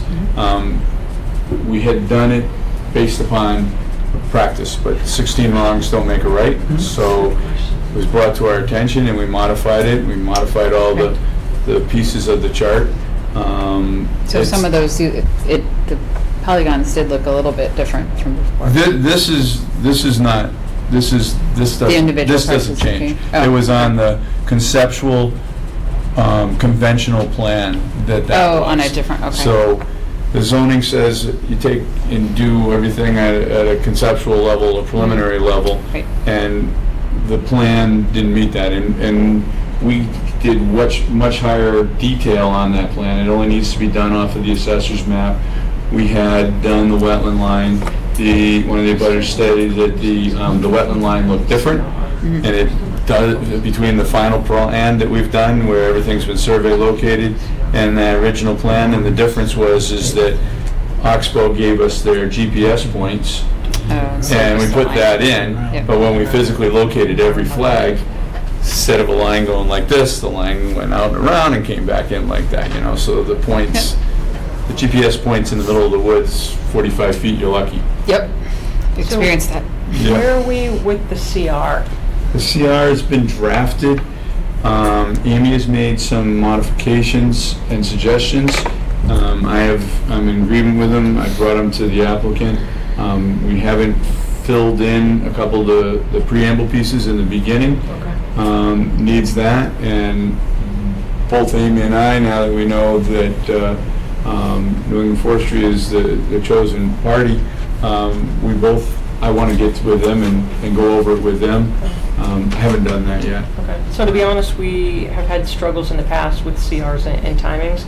Right. And I think this is certainly a piece that's large enough and comprehensive that I, for one, if we do support the project, that I would want to make sure that we have the CR locked in terms of who's holding it and all the components to that it's not an after the fact. So I feel like the understand shovel in the ground means that the CR is already locked in.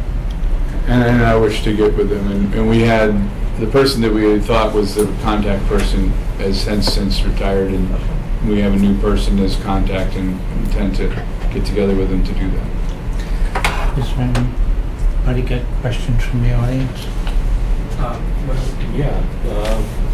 Couple of points. When You want to come up? oh sure, they can actually hear me.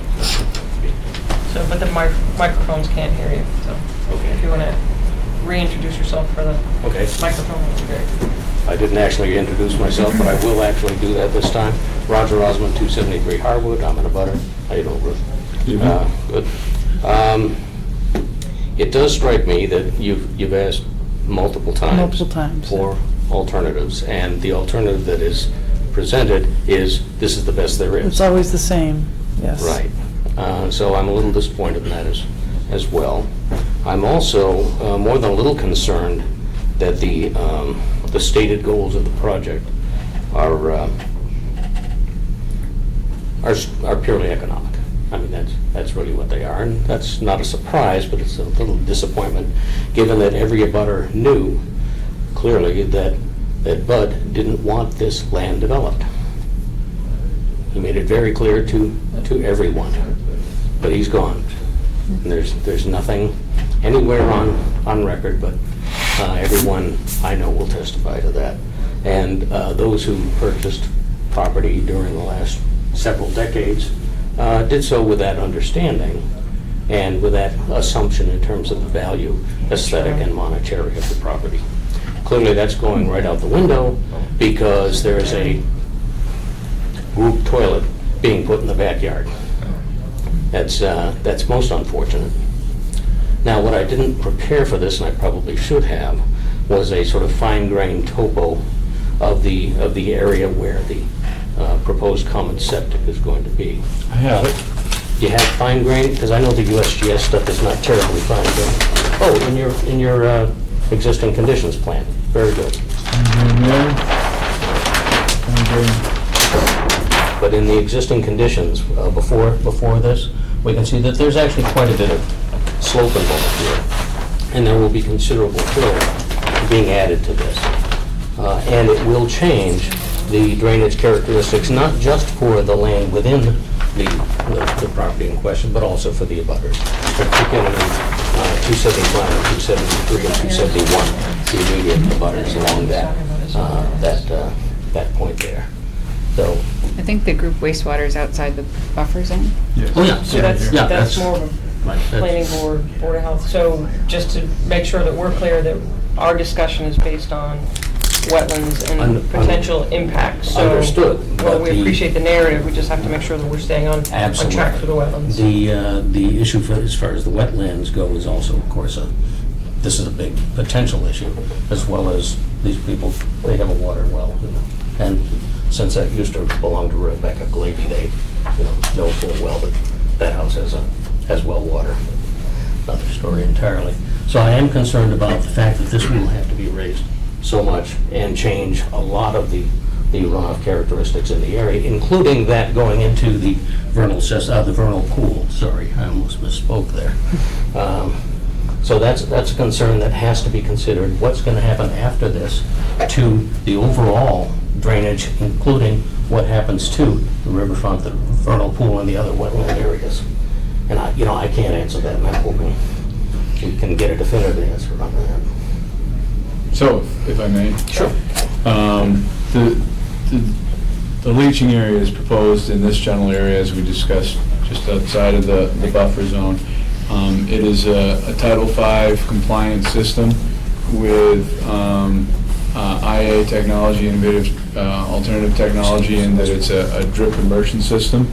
So rather than a standard system that puts in a big pipe and it goes in a little ways until it builds up a biomat and continues a creeping failure type system, this is one where it's under pressure dose throughout the entire thing, so that it gets, the liquid is dispersed evenly throughout the whole field from day one.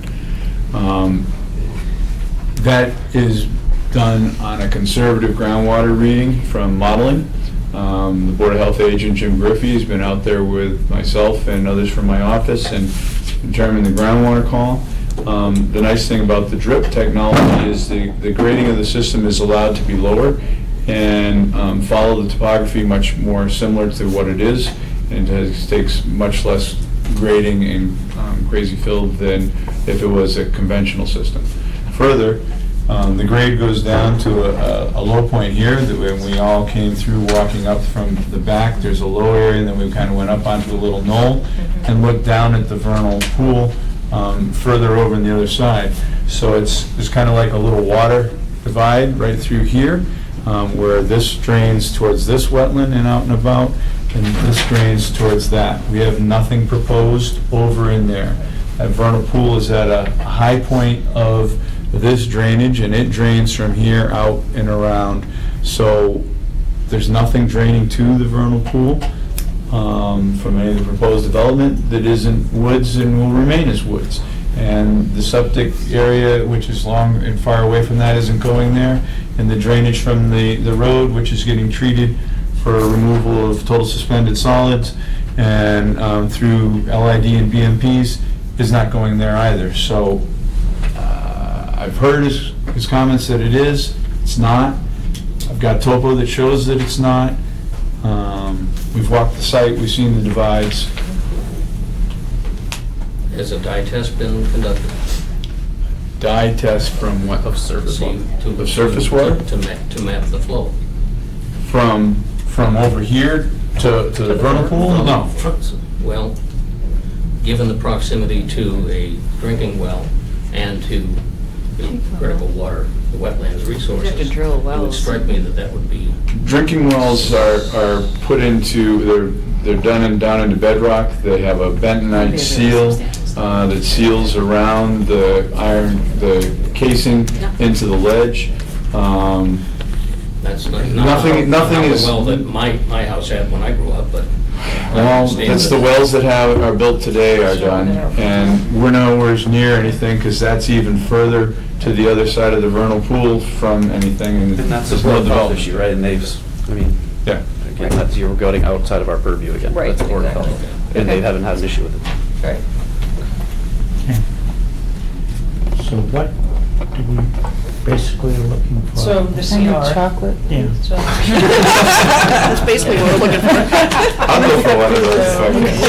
We meet again on the 2nd. Sure.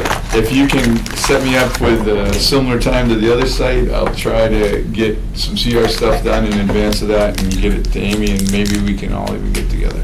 Yeah. Okay. All right, so we'll Can I have one of those? I'd love We're gonna. that. Sorry. Thank you very much. Cheryl? Lack of information. You can just throw one at me. That one looks good. That one looks good.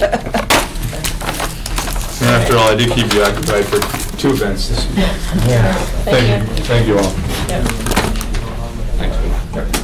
Public hearing, notice of intent for Mary Shepherd, U0326, Mass DEP file number 204-902, after the fact permitted for work in the riverfront area and buffer zone.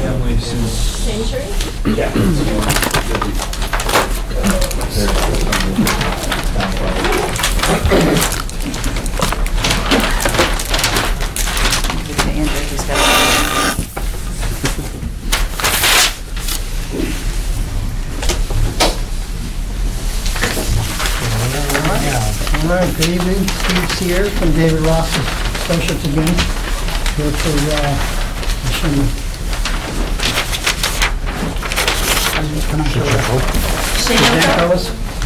Apologize for that. I'm not We're so young compared to the gentleman's property's age.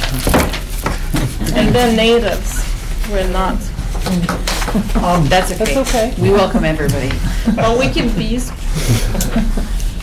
2 weeks ago, we came in with the plan showing everything that was done within the 200-foot river front, and with the commission's help, we came up with a solution to move this chain link fence back into the property 10 by 10 feet. We did that, showed it on the plan, and we showed some plantings through here. And I did actually send some copies, but I don't know if this is good enough, you can see it. The proposed plantings, we asked for red maples and high bush blueberries in that little 10-foot strip there that we talked about. And Where's the line of planted blueberries relative to the fence line then, if you move it in 10 feet? No, The existing? Yeah, the The existing. existing? Yeah, the blueberry. there's a bunch of Yeah, they ones. would be on the, Yeah, okay, sorry. the outside or the inside of the fence. So they would be up in this area over in here. Is there a gap between those and the fence? Yeah, there should be a slight gap in between those and the fence, yes. The new fence, you mean? The new location of the fence, location. yeah. Amy, you sent some information about the, what's allowed in the 200. So I think Amy did some calculation of the disturbed area. yeah, and what was the result of that? 12,000 or Are we on 11,000? track for? It was very rough, and I may have overestimated a little bit because of where the property line is, but I came up with about 11,000 square feet. Based on that aerial photograph, it was, I think Carl's got it. Oh, of the 200 foot? In the Okay. 200 foot, yeah. Because in my NOI, I know I did the 100 foot, but that's... Right. Carl, do you want to show those with Steve? For both of them, so you see the before and after? They were looking at the numbers of the trees of the before and after and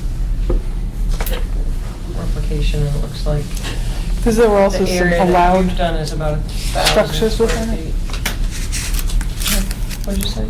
Sorry, in her email, there was also some allowed de minimis structures that were able to be built Oh, within the like 200. The patio. If it is, 100 to 200. if it is lawn, If it is lawn. it's allowed. But the question is, How much of that was lawn? no, well, the question is, it's lawn because they took all the trees down in the Right. riverfront area, so Right. it's sort of a, So I would think we'd have to look at it before That's that, where like it how is much. right there. She printed off before and after. Okay, this is This is the before here, Yep. and then that's the That's after shaken. photo the there. after. no, they're both the same, I just drew a rough line Oh, okay. around the tree removal area. Which is why it looks different, it's the same aerial photograph. Oh, okay. Do you know the date of that email Amy sent? Find it. November 1st. November 5th. So it may allow up to 5,000 square feet or 10% disturbance of riverfront on lot. Provided feet, there's 100 feet of undisturbed, so it's from 100 to, so 100 feet is supposed to be left. So the entire lot is within the 200 though, right? I'm sorry, from 100 to 200, correct? The work that was permitted when the house was built was past the 200. Entirely outside. Right, so that's why it was. Right, the house permitted was, to but, where it was. but I'm talking about the shed and all that stuff that was That built is in after the that. 1 to 2. 1 to 2. Right. So you're allowed 5,000 square feet. 5,000. And they're at approximately between 11 and 12,000. But that's so the tree cutting. All right, so the patio and stuff is right next to the house, right? That's all Which is- included in the disturbed number that Amy came up with, which is between 11 and 12,000 square feet. Okay. This plus this. The Correct. woods plus the. Correct.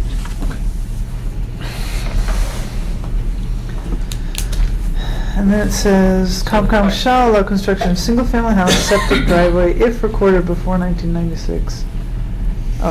Before 1996. Okay, so we're only having to do it that first. All right, so with the 10 foot that we are allowing them to restore, where does that put That's the us? equivalent of that takes away 1,000 from the, say, 11,000. That's not much.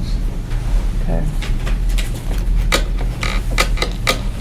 So we still have 5,000 to go to restore. Well, Amy had a good number, like for every tree is equivalent of like 400 feet. So for every tree, we think of future growth, 400 square feet.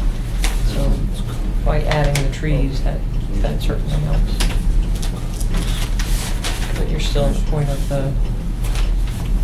the other things that were put there as well. And is this with your bylaw, right? No, it's the That riverfront, doesn't- Mass that's the DEP riverfront regulation. Because I know we talked about, at the last meeting, that most of this was done before your bylaw, but This that's... doesn't, Yeah, we didn't this is all rivers. Was there any type of restriction associated with that development? Right, that's why nothing was built in that area, because it stayed out of the Rivers Act. So I was I here get when that, but was there any type of CR on Didn't Mary have to. Shepherd? Not for this. Not for the entire Oh, I don't- developed area? Out back there was, but where they are, that was purely for the Rivers Act. The houses on either side both had orders and conditions because they were in the riverfront area and or buffer Yeah. zone, because they both swing out, but this one was built entirely outside of it. Right. The only thing I think it was stipulated was be bounded. Out back. Yeah, Yeah. Yeah, I remember that. and they are there. So like 10 trees would get 4,000 square feet. And that's trees, not shrubs.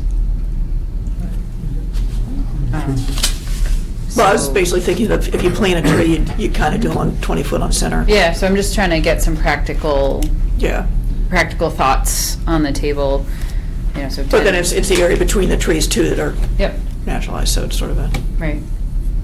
Well, we show 5 red maples, and then we showed 6 high bush blueberries, just because they do get bigger.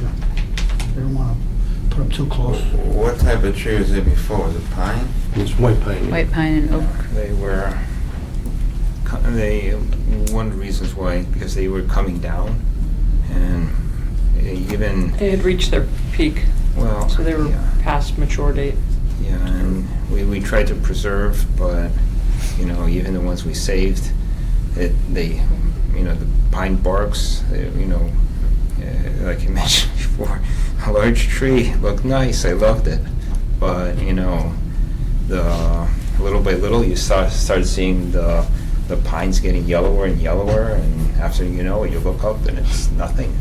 It's all, and it's a matter Woodpeckers of like it too. coming down. Even with some of the trees that are there now behind the fence line, they're starting to have some issues. Yeah. Some are starting to die off, some are breaking apart and falling, even over the... Pine Vista. Yeah. There's usually a blight. Yeah. You can kind of tell when they're very crooked. Yeah.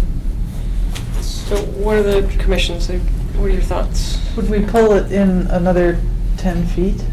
Well, it's more about naturalizing, so to come up with, to give them guidance if you're looking to get to that 5,000 mark, or what is your mark that you're looking to get at? But I would argue that if we naturalize inside, well, You do both, really. I guess bees and birds would benefit, but not other wildlife. What is the need for the fence? Because they're trying to keep It's- coyotes out for... Yeah. Yeah, basically, dogs, because keeping we- dogs in and, Yeah. Animal and child control. But we've had But that would have coyotes running. been permitted at the 100. I mean, it would have been, the fence would have been well, the fence is at the 100. You mean the 200? 200, Yeah. or somewhere in between. The fence is essentially at the 100 except for that one corner. Mhm.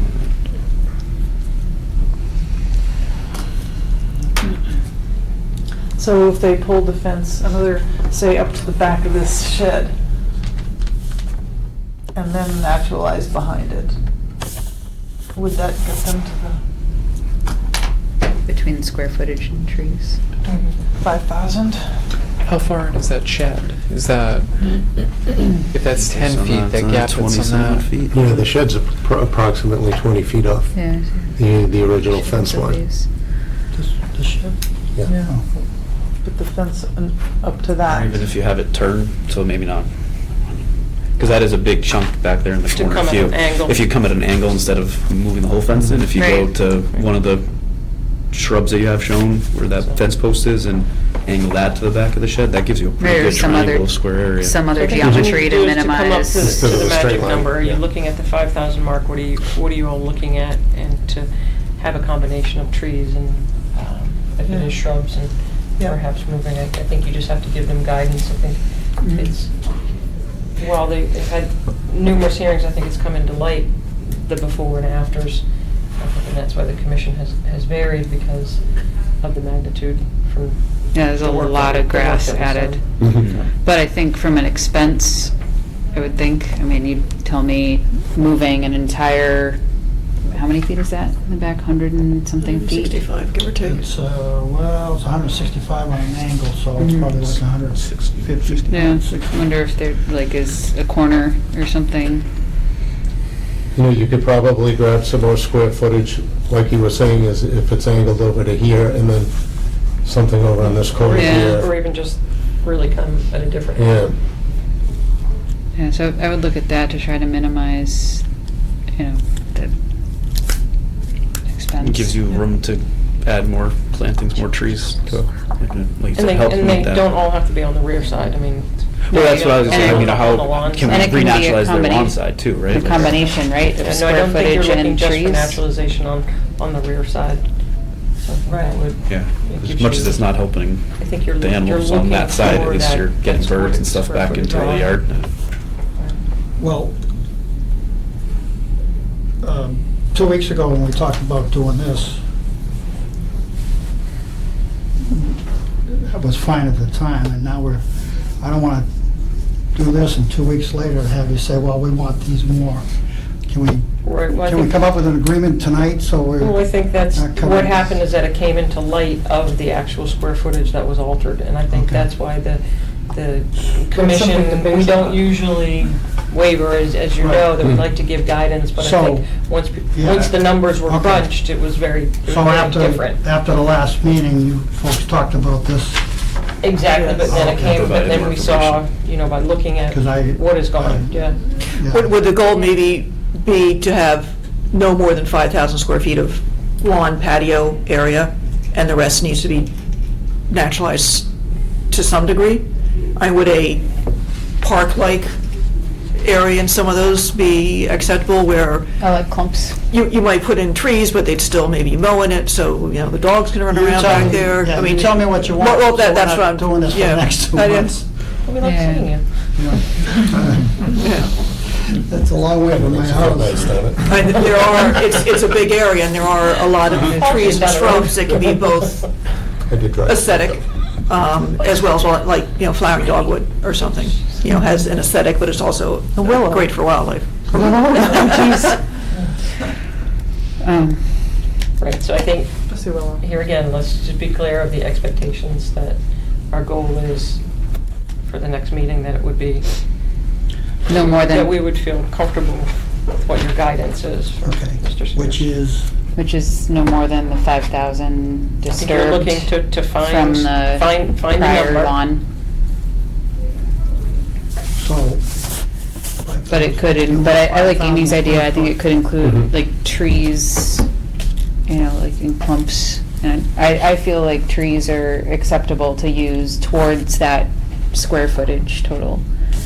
And how much Variety how much into would you have some moved the brush, fence? shrubs too.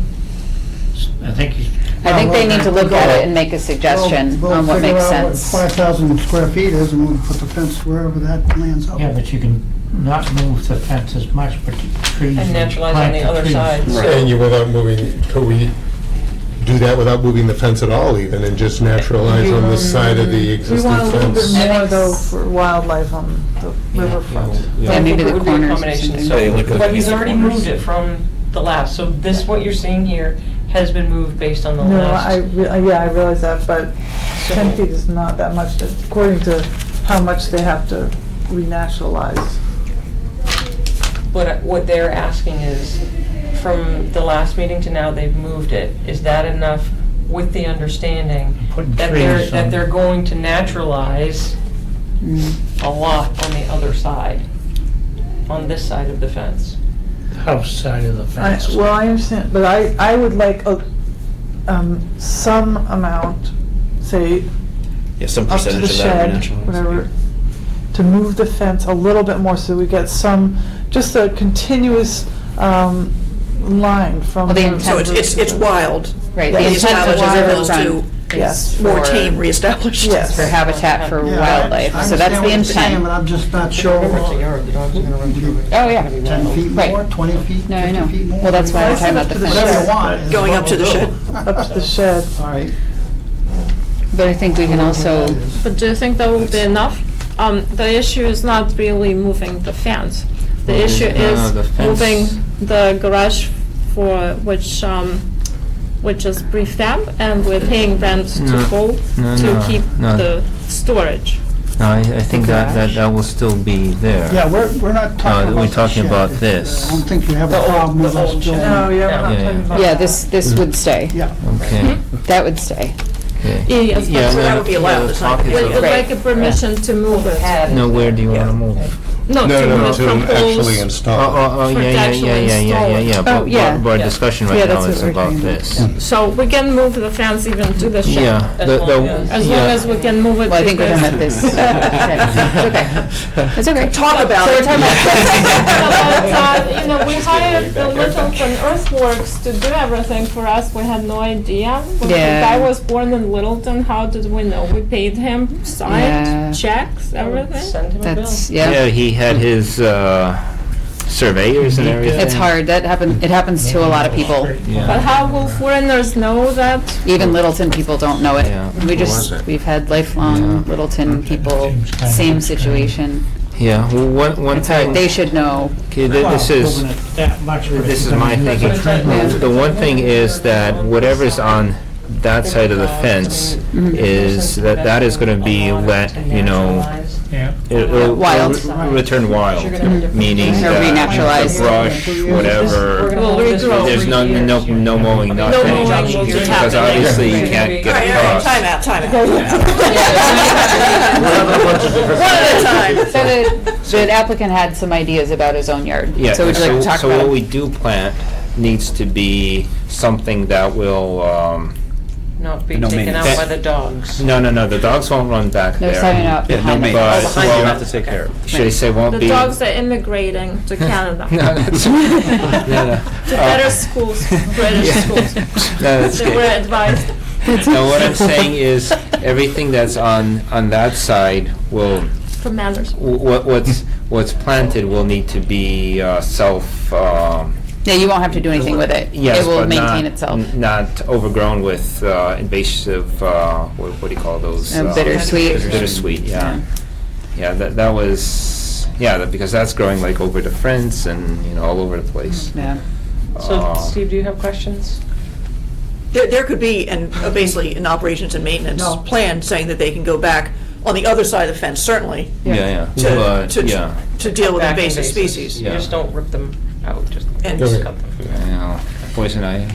That's native. I know, but it's, It's terrible, So, but it's native. Our question A lot of is, birds we eat do it. not want any harm, we'll replant everything except for, will be too bad to rip off Paul's work, the pavers. that's But okay. No, that No, that that won't can be stay, affected. that can Yep. stay. That- It's the yeah, question, that our stays. discussions have been always about this area. But, yeah, we'll do everything. But Yeah, I think you just yeah. have to crunch your numbers a little bit Yep. about where that 5,000 lands. Okay, but But- that's but- definitely but- the number we're gonna be looking for, though, so Exactly, we're all but clear on however that. you want to have 5,000 disturbed. it doesn't have to be a straight line in terms of your fence. Sure. And are we So- telling him that the 5,000 has to be behind the fence, though? Because he's talking about Looks like moving. it'd be the on fence. all behind. Right, so as And long if you want it as behind the fence, great. Right. Right. But we're So we're going to here's what- consider a balance, so you have so space for your what would- We dogs. want all the plantings behind the fence, because otherwise the dogs and everything. Yeah. Well, make it big enough. That's, yeah. Yeah, we So- can add some areas in different areas here, so. You can add on the front as well. Just So- remember that they're monitored for a few years. Okay, so such that we, have a clear understanding, would the fence remain pretty much like a 10-foot, but No. then No. cut in? No. Do you have the?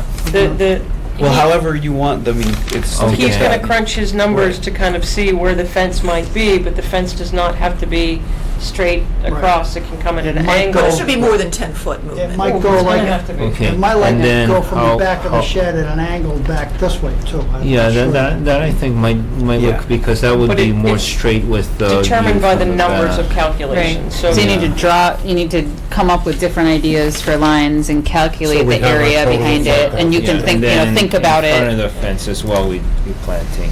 Of And both 5,000 sides of the fence. available to Square feet. replant, Square feet. to replant. That's 5,000 disturbed, not. 5,000 can be lawn and your patio and your shed and all that. Yeah, Right. within- And the within rest of it needs to It either must be be naturalized 5,000 can be outside the fence or landscape naturalized inside the fence. So But not maybe 100%. if you plant a big oak landscape tree, you can naturalized. mow around the oak tree, is that, Yeah. so a little bit more park-like, if you want it park-like, or just, Yeah. you know, like your blueberries, you know, put in naturalized trees, flowering trees, dog, you know, whatever. Close. 5,000 of disturbed is allowed. Yeah. In the riverfront. From your original, from the original build, 5,000 additional. Okay. Okay. Thank you. And we can go back. If you're not sure, call Amy. My name's Ray Boucher, and I'm from the Shajenko's yard, and I just had a quick question, clarification. So are you talking about just along the river, as far as the new plantings, or are you on the side where we abut? Because there's quite a bit of trees that are missing on the side that we abut the Shajenko's yard. And I was just wondering if that was going to be filled in a little bit as well. So. I'm sorry, can you Which point? side are you on? Yeah, which side of the property? Maybe use aerial photograph. maybe. Oh, yeah. There's the street is over So, The house is here. there. The driveway.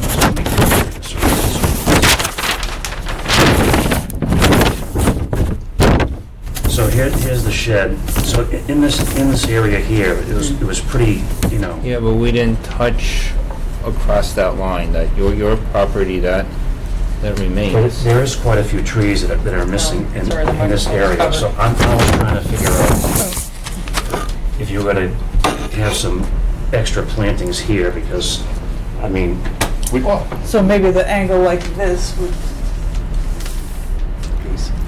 Or the plantings inside of the fence It doesn't have to be the line go fence, there. yeah. right. So up in No, this 'cause corner now, you're talking about this side that's still heavily wooded and overgrown on the other side of the fence. well, actually, there was some cutting of trees in this area. Nothing was cut in that, over that line. That was. We can see it. We can see it from our. Okay. No, back So window. what- so gentlemen, so- Nothing was touched. This is a line, nothing was touched, even the smallest shrub or whatever. No dirt, no dirt was scraped, nothing at that, up to that line. I mean, the property. So all you're talking about So is it's doing within, plantings so nothing was along touched the on your river. property. Okay. Yeah. Right through there. And actually, I have an idea, if you want to plant some on your own property, that might help.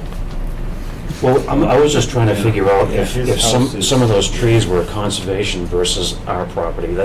Well, It just seemed it was Yeah, the it was very conservation odd trees had- when things were being cut down, because we were always told not to touch the woods at all.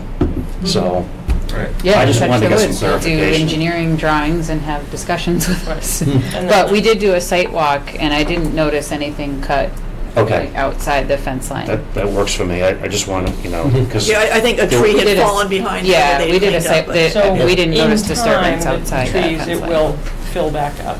So it'll just obviously take time, and they're gonna come back to us where the fence is going to go and where the plantings will go. so it's basically you're just doing more stuff this way. Maybe it'll cut across. They're gonna figure it out, but yes, Okay. they'll be, They but have they'll a- be they have a number reactive. that they have From to here work on. to somewhere around. There were a few trees that did fall on your property, but they fell naturally. He even offered me a saw to cut it down. I said, well, you know, Okay. you know. So in the end, Good for there'll be more woodpeckers. over there. Yeah. Okay. Ants, woodpeckers. Okay. right. No, All we right. appreciate Move it. along. Okay. Thank you. So we will have this continued for the December 2nd? December 2nd. And definitely Well, you're almost doing it backwards. You get 5,000, because I don't know if my 11,000 number is right, but you'll back into it anyway. Yeah, so just to be 100% clear, what was disturbed before from the grass that was taken, you can keep 5,000 of the disturbance. If I go over that number, you won't care. Right.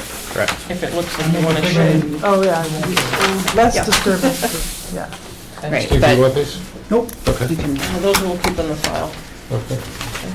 Thank you. And when can we move the storage structure? Not for a couple more weeks. Yeah, I think. Once we agree, which hopefully will be the next meeting, Yeah. Yeah. Then what's the? it'll be close to that. Okay. Yeah. And what is the? Before the snow. No, what's the procedure? The only concern there Once we is have- they're paying storage Right. for it. Okay. And it's a prefab structure, so we would like to get it moved as soon as Yeah, possible. so I think you'll Okay. know on December 2nd what your time frame is. So within 2 Perfect. weeks, you'll know Right. hopefully what the goal is within 2 weeks. Okay, perfect. Okay, thank you. Sorry, what is the procedure once we, December 2nd? Yeah, you'll so give us if we all approve- agree, if yeah. everything is done, It's a 10-day appeal for, We get an order Yeah. of conditions. so you can start your ball rolling. So someone, a neighbor or someone could appeal for 10 days. Yes. But it's at your own risk. You could Yes. go ahead and start going to get the shed. And do you have your building permit? Because I would sign off on that at the same time. No. We're If still you still working need on it. that part. Yeah. Do we even have a building inspector now? Someone who's acting as, so go ahead with that. It'll take longer than you think, just because we don't, but Yeah. they're moving. Okay, very good. Yeah, thank you. Thank Right, you. thank you. Thank you. update Workers Credit Union. Somebody want to speak to that? Hello. Good evening. Is the building going up? Yes, the project is moving forward. Coming up great. For the record, Douglas Deshane, representing Workers Credit Union, Dave Powell, Brian Goodrow here from Hancock, and Robert Lockett is with us this evening from Workers Credit Union. Recognize.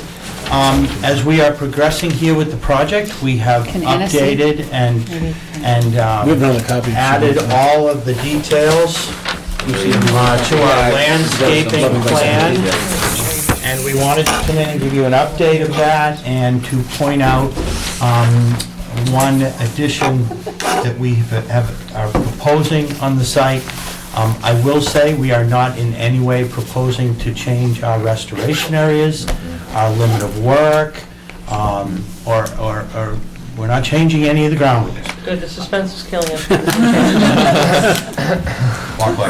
Okay. Let me tell you what's on this plan. What we've done is, you'll recall when we first got our order of conditions, we had proposed a walkway that just went here. There was a seating area here, and we had proposed landscaping areas around. We've now provided you a very detailed planting plan for Where's those your 50 foot? landscape areas. That's the 100 foot. Yeah, the 50 foot I did not demarcate the color. It's kind of this There it long is. dash. Oh, there it is. So again, landscape details here, you've got all the plans, we want to make sure you're comfortable with our landscaping. We are proposing a pergola, open air, just pergola over the sitting area here, again, in the area that was previously approved for a sitting area and landscape. And what we'd like to do is expand our walkway, permeable walking path from here up to the sidewalk, and from here to the other property, so that employees can walk between the properties, and we'll ultimately have a nice loop. This walkway, permeable, it is on an area that was approved for grass. Right, and a naturalization area that we spent a lot. The naturalization area Over was here actually- and in Yeah. towards the back The as well. The naturalization area is demarcated by these blue dots. But now you're gonna have foot traffic, so now you're gonna have trash.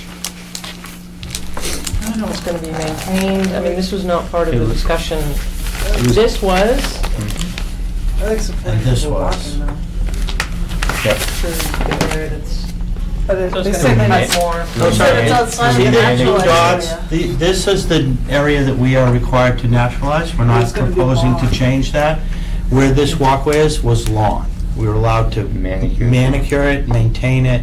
So this path is in the center of the maintained manicured lawn. Yeah. We're not proposing to pull back at all on those Any of the areas. restoration. So are you gonna any of the have naturalization. the, like, Yeah. armpit high grass right was here gonna be- next to the? It was. What do you, to the- this? Okay, just checking. Yeah, and again, it was gonna be monumented, to clearly define the naturalized areas Oh, I remember, from, yes. yep, from the. I don't know if people would have stayed off it though. If it was grass, I mean, they still, if they wanted to wander, they would wander. They would walk. We just kind of want to put them in a defined area. What are you gonna use for the How wide path? a path? 5 feet. 4 feet. 4 feet, excuse me. And what material? Still no. And you confirm it works for you. 2 feet. I'm not a, So, right there, the stone dust, and then it creeps. it washes. Stone dust washes away. yeah. I'm a Okay, big so fan of stone we could, dust. we could certainly edge it. We could maintain. Basically need nice sandy gravel, right? Then it would leach down through it. Stone dust moves. Stone dust It moves. won't leach. But a good gravel, a good processed gravel would let the water go down through it. If that's Or pea stone? be hard on somebody with heels. Well, any stone would be hard on the heels, right? Even gravel would be. Stone dust. But a packed gravel would be better than pea stone if you had high heels on. Sneakers wouldn't bother, but, I got one for you, although I think it's expensive. There's a wood chip product now that's bound the same way stone dust can be bound. Yeah, it's out of Pennsylvania, I think, actually, for Who's gonna maintain it? Yeah. for horse farms, but So it's, Who's gonna maintain it? There's- Same stone there's dust. Yeah, there's contracted landscapers for the entirety of the project. This is not just a typical HOA, a residential community. This is workers' credit unions, And you corporate said you could headquarters. edge it. And we could certainly edge it to maintain. the Regardless of path what you would proper. use, you want to edge it. If you Yeah. use a gravel, a good Right. gravel, you still want to edge it. Yeah. Erosion will still happen on that stuff. Yeah. It won't be as bad as stone dust, but Yeah, stone dust tends to be clay too, and it there's doesn't. a lot of silt in it, very high silt content. What do you mean? How are you gonna, because this is gonna be mowed in here? Mhm. So are you gonna mow in there? So we You're gonna push mow? It's the Oh, same, okay. it's the same as, Can we as just- ma- as can we- any lawn, how would we mow? Why wouldn't you move? can't push. Can we move that away We could- in that area? So, if you recall, these are land bank parking spaces, so these are all grass pavers in here. This is part of the parking lot. What we've done is taken a small section of what is overflow parking, and utilized it for, dual purposed it essentially. And these are actually gonna be pavers, pervious pavers to complement the grass pave that's right next to it. So in terms of mowing, I mean, this is gonna be monumented, that's gonna be naturalized, and obviously, small areas like this, you know, it's a weed whacker. Use a riding lawnmower, you're gonna mow half of the path and catch the edge of it. It's just. What about physical obstruction? pervious pavers for the walkway? Is that? That would be tremendously expensive. Okay. I like the sound of the wood chips if you can contain Is it- them. What about the, no, they're bound. They don't. what about those blocks that they have like a hole, where they all fit in together?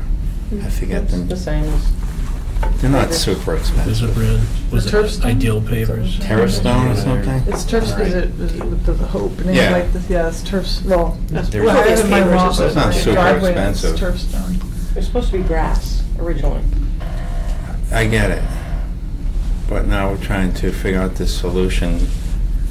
Right, I feel like we spent a lot of time in We that did area. spend a ton of time And on I it. think a lot of concessions were made to that bank, to the whole project. Yeah, there were. But this isn't really changing that much from lawn to path.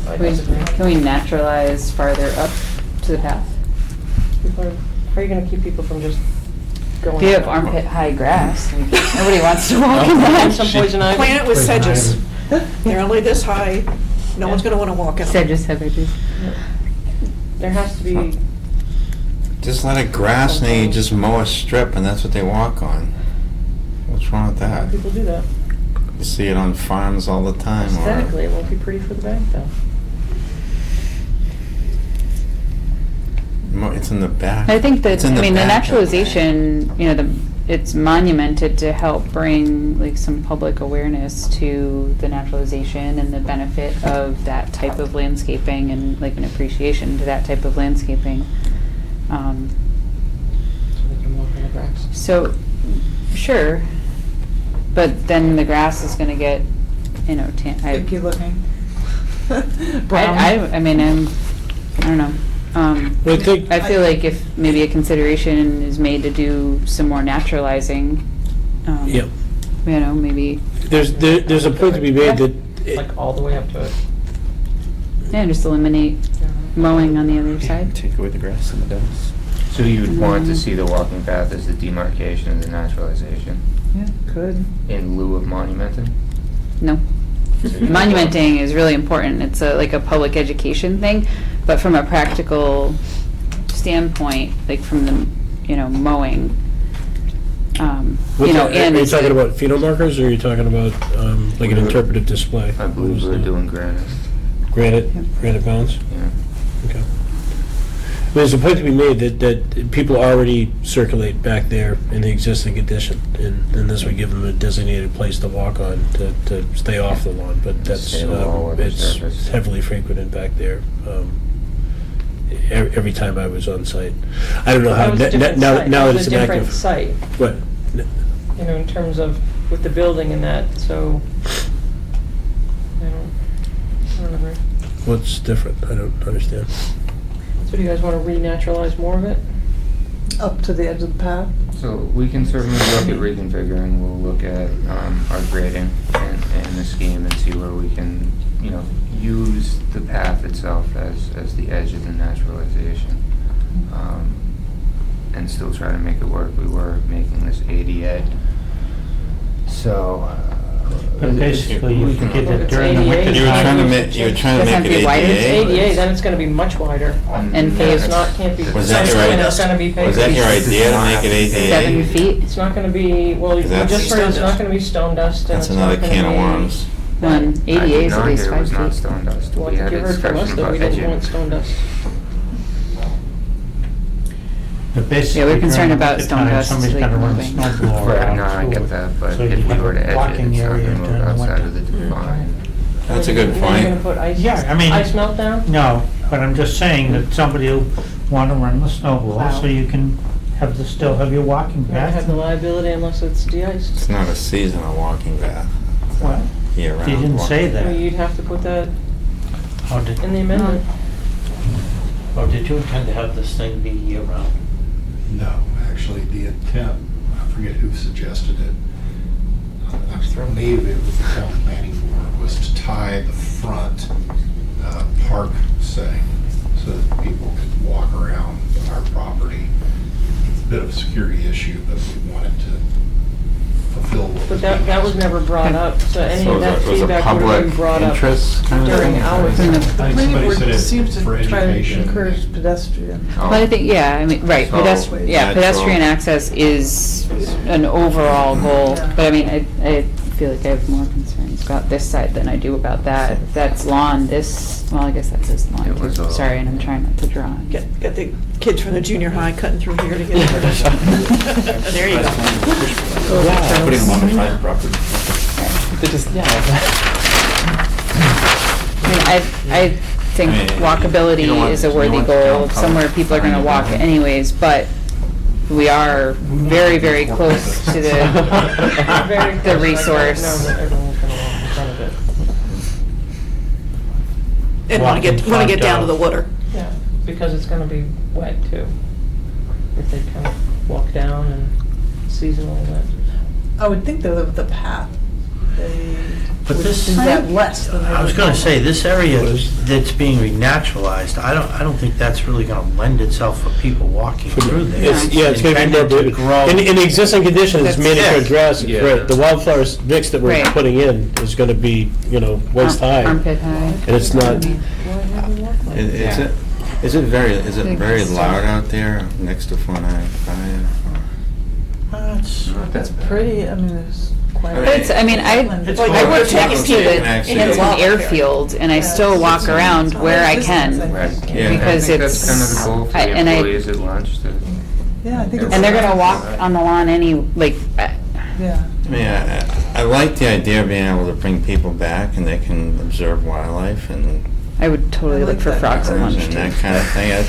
I'd rather have that. That's me. Well, You're probably gonna keep walking down where it's naturalized. other than that, you're gonna get, Well, we're gonna you'll have see trash that's monumentation, blown we in, it can might put pick up the trash. It's signs, gonna blow in do like not leave crazy. the pathway, trash. do Yeah. not Lot more enter, trash. it's gonna be way So that's a high. maintenance, that should be a maintenance be item ticks. though, and I think Yeah, like the trash. usage of Trash is my concern, no one ever picks up the trash out of the wetlands. So you could Well, have a lot of an it's gonna annual go on. trash This is, pickup. no, we won't need annual trash pickup. This is Workers' Credit Union's There won't be any. world trash left. headquarters. If you don't think this place isn't gonna be landscaped and the trash picked I up agree. daily, there is not gonna be trash. Right, but we also think long. Pittsburgh now. With due Yeah, respect, that's- we think long-term, so when the next tenant or owner of the building, we still have the wetlands. So we always have to think down the line, we're not, Well, I don't know how far down the line it's gonna be that Workers is not here, but well, the whoever comes wetlands hopefully will in, still be whoever here. comes in after them will have a totally restored area here and a delineated path, and you would think they would take full advantage of that, but, I mean, we're certainly willing to construct this out of whatever materials is most comfortable for the commission. If you want us to look at moving it to, to mirror that restoration area, or maybe even, expand the naturalization area in areas like this where, we don't want to move the path, we'll move the naturalization. Can you move it towards inward? Well, that's what I meant. In this area, we would move the naturalization No, but this I'm way. talking about the path in here where it's so close. Can you move it that way? We're gonna look here, the only thing we gotta worry about is the. Yeah, so this is, parking. this Parking from the isn't parking lot. gonna be Yeah. adjusted, but we can certainly look for opportunities in other areas, and we can also look at adjusting the naturalization to expand it closer to the path.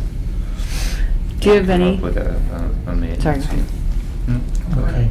is any part of the path proposed not in an area that was already proposed as lawn? No. I couldn't tell over here. Okay. Okay. Actually, as we move. Okay, no. It's all. But aren't you gonna need a short mow next to the path? not if you naturalize up to the. Well, but that's because you got, everything's just gonna fall over. I would assume it would be like one pass on one side, and So that that's- would yeah. define it, One and that pass would be on a the. ride-on lawnmower. Yeah, so if we have a 4-foot path. we would I was have joking. 4 foot On the other side. We're just a weed whacker. Yeah, it would have to be defined. Or you put up a little picket fence. Keeps the people in, keeps the flowers up.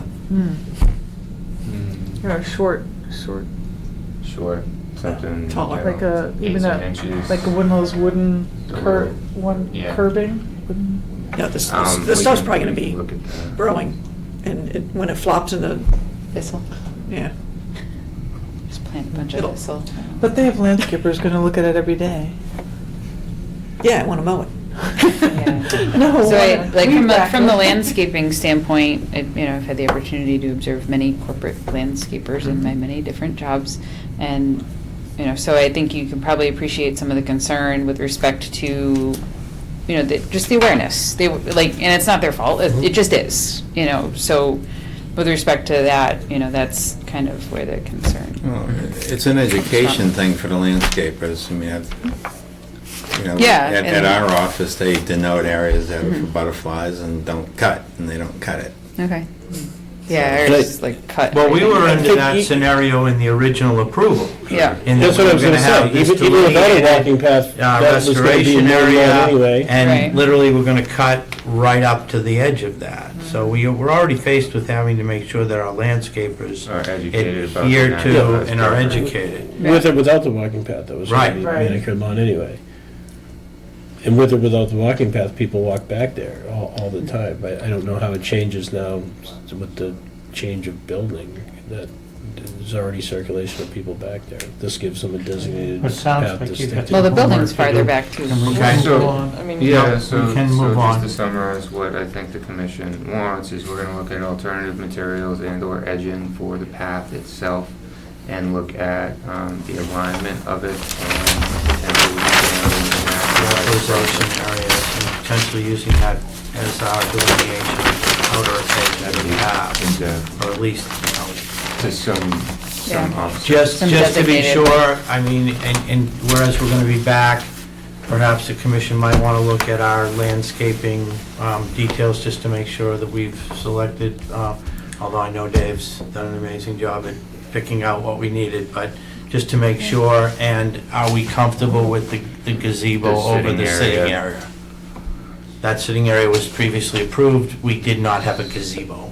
So now you got a roof, and so now you have It's a roof. pergola. It's a Pergola. No, it's a pergola, Yeah, just the so boards it's like just- this with a foot between them, so, yeah. We're gonna have like Sunshine, grapevines going up basically. there. I don't think that anything like Yeah, that's we being. call it- Not, Those not were- trumpet vines. There you go. Poison ivy. No, and you'll see the landscaping plan for the whole thing is pretty extensive and very detailed, so we wanted to make sure Yeah. that was acceptable. We'll give some more thought to the path and come back with some Okay. ideas. Yeah. Thank you for your Thank you. time, we appreciate And it. this would be the second? Yes. It has to be submitted by Thursday prior. Okay.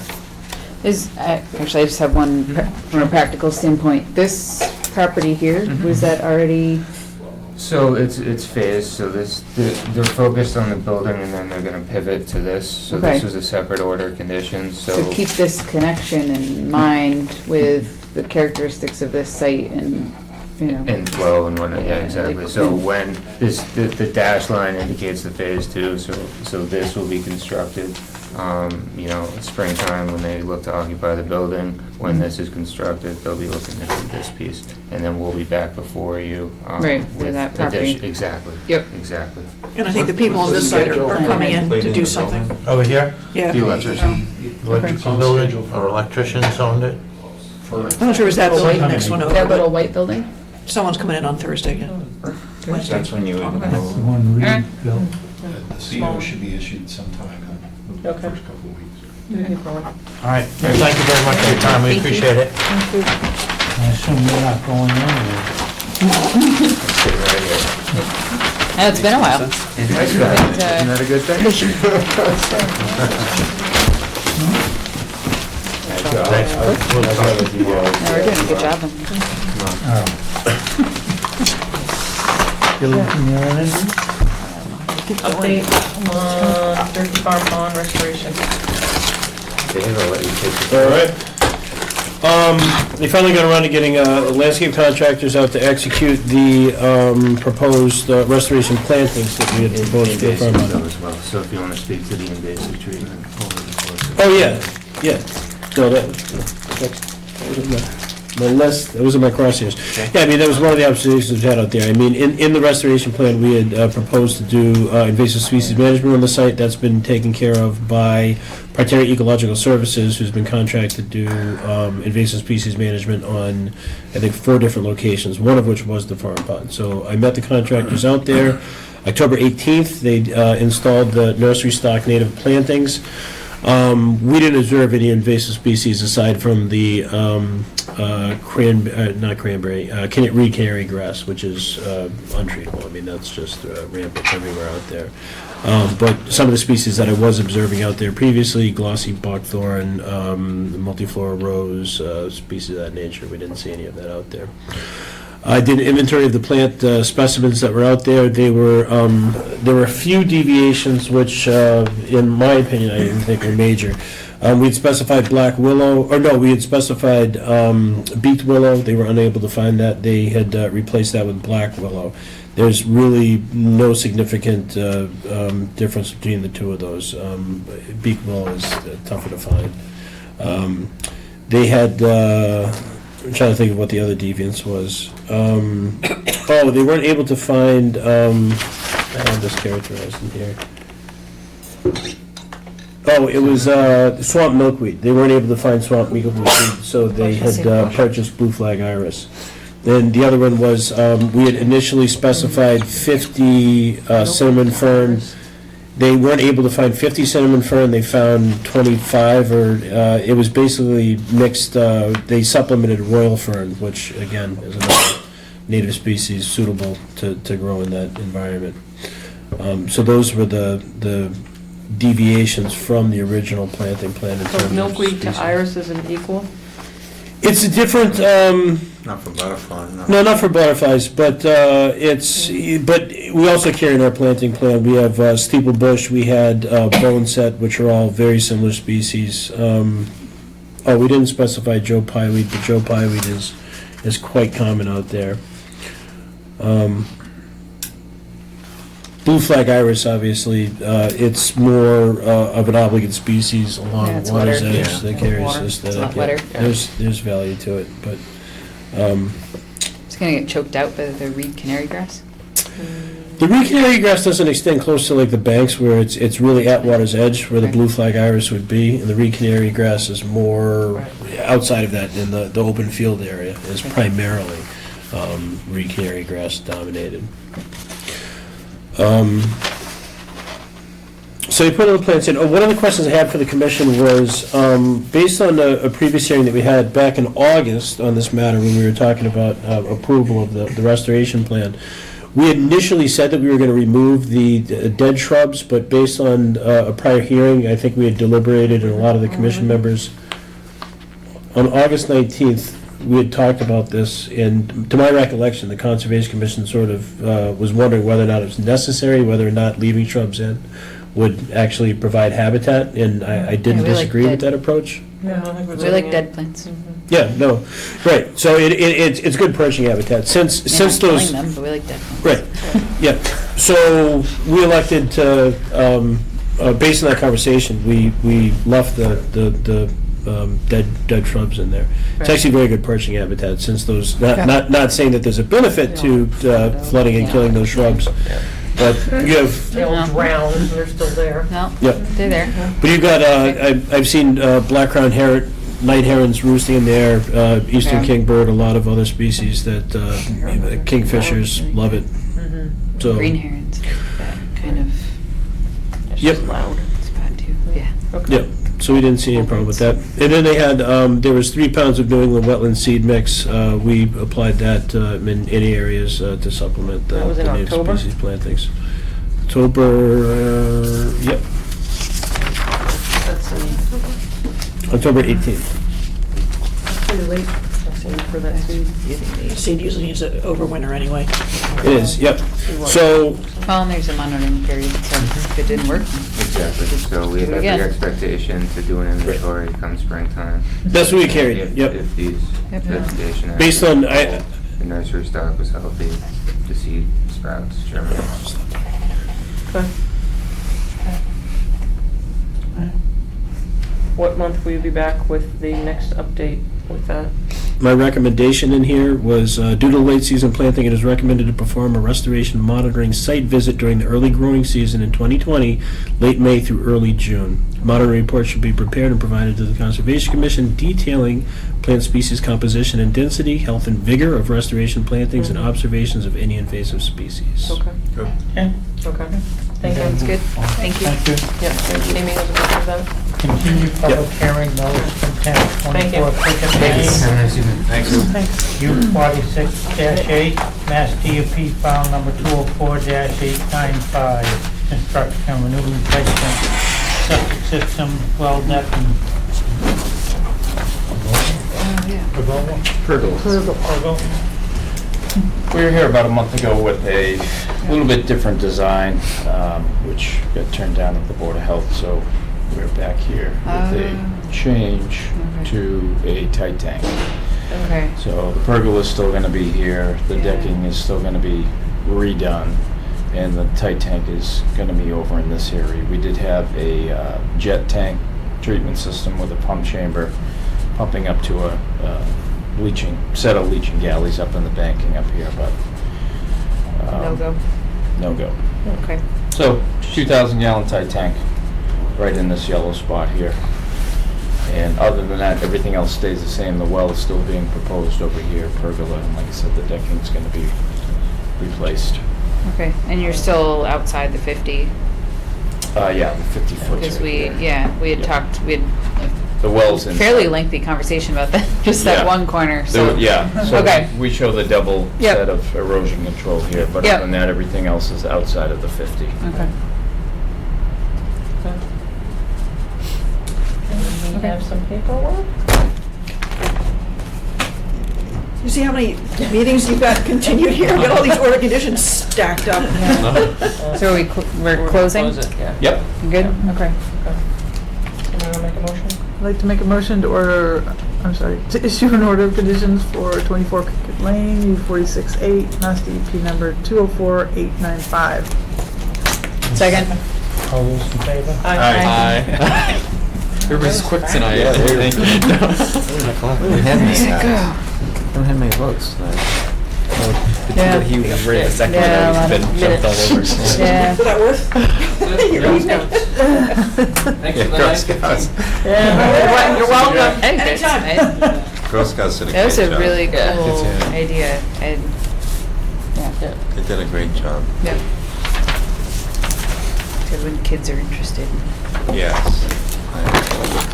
Continued. I still come close to like filming it, yeah. Road.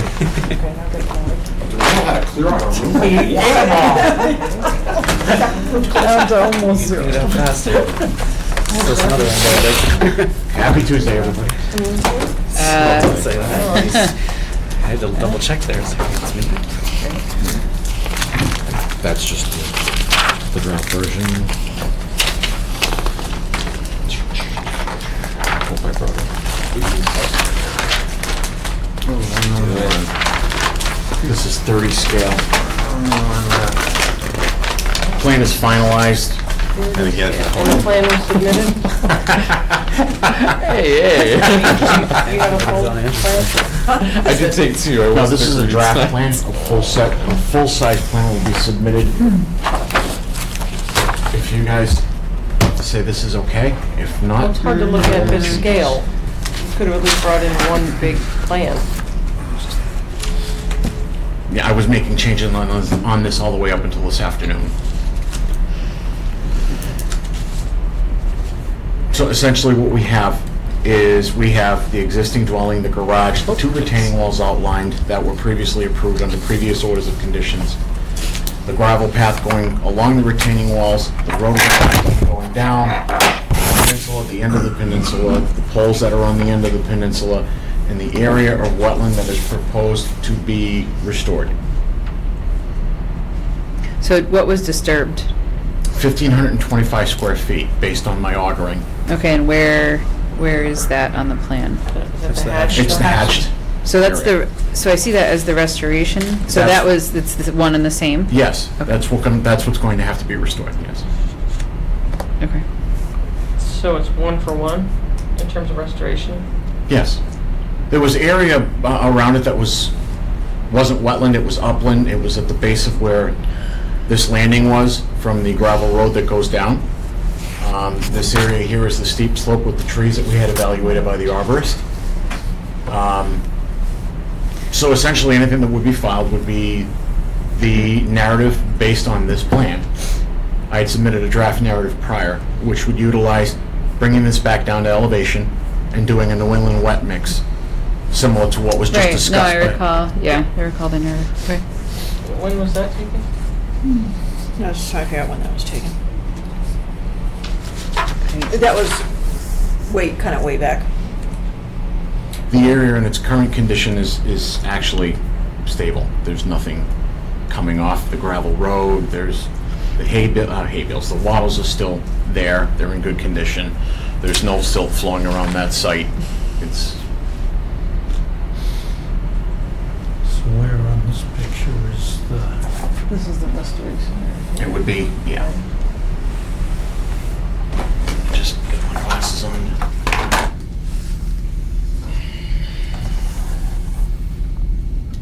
Yeah, she was right, it's this area right here. that tree would go? No, actually, that tree's already gone. Oh, Because if you alter in the zone, it should be a higher value. Is there any planting plan for the restoration area, or? I submitted a narrative plan a while ago, and then I did this plan based on the narrative. It would be a New England wet mix, which is a herbaceous mix. If you want me to add, a tree around the perimeter or two, I can do that. They should grow readily. I mean, it's adjacent to a swamp. I mean, I don't see any trouble with this thing taking at all. I guess I'm surprised that it's a 1-to-1 in terms of. It's 3-to-1. Right. Although it's- Well, logistically, just there's putting it back. no room to do a 3-to-1. There's no room on that site to do a If you're 3-to-1. putting it back, and Irrigation river- I thought you had said the peninsula, The part of that peninsula- was filled in too. What he did was That was pretty much the he area. pushed soil over to make a path. Mhm. So there So may where's have been that? between 6 inches and a foot, but it's still hydric and it's still growing wetland plants. I'm not recommending to disturb that because I'm worried it would cause more problems than it would solve. Aren't you gonna? But it's getting like scare- driven on and compacted? No, there's nothing being done to it now. There's no Wouldn't you intrusion on that scarify site. it and like deliberately plant it? Make it Well, look more naturalized. I can add plantings to it and, yeah, raking it and scarifying it to plant, yeah, that's not a problem. So how much higher in elevation is it now than it was? Between 6 inches and a foot.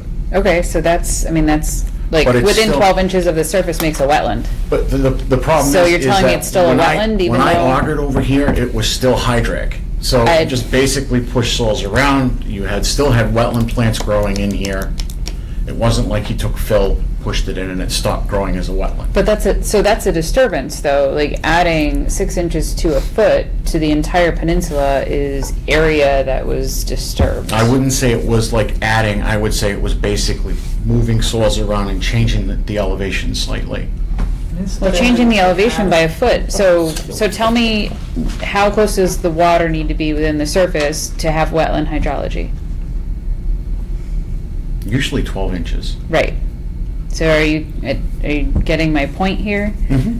So if you add 12 inches to this, how it changes the wetland, it changes the types of plants that are going to grow. It's completely changing the environment, and the whole basis for needing a permit before you do something like this is to have an evaluation. I mean, you know this. I'm speaking to the choir. An evaluation of your impacts to the environment prior to undertaking a project. So I completely disagree that pushing some soil out to add 6 to 12 inches of elevation to the ground is a de minimis impact. What I'm saying is I went out here with my auger, and it was all hydric soil. I All believe that you. was hydric. At the moment. Right, is it gonna stay that way? And it's a disturbance. I mean, it needs to be part of the discussion as part of the disturbance. I think we still are having a challenge with the conversation because we still need baseline, like what existed to the best of your ability, recognizing you don't have a time machine, but what existed to the best of your ability, what's there now, and then we look at the restoration. I don't see, if there are lines. Just include the peninsula as part of the restoration. That's the easiest way to do it. Just pull it back. Yep. Okay. And then it'll definitely come back as a wetland. And it will look like a wetland, not a peninsula. And the other question I had is, where is he going to have his dock? Where it's existing now. Then how is he going to access it? His Without that dock peninsula. Right, Because in that we're picture, we're it's like restoring a the tip, peninsula, right? When I saw it, The it was wetland? next to the, Right, no, so the It's- dock can't be, if you're, Can't be. if you're making that a wetlands, the dock Right. has to be Well, back in the code. That's what I'm This dock asking. has always Right. been in the cove.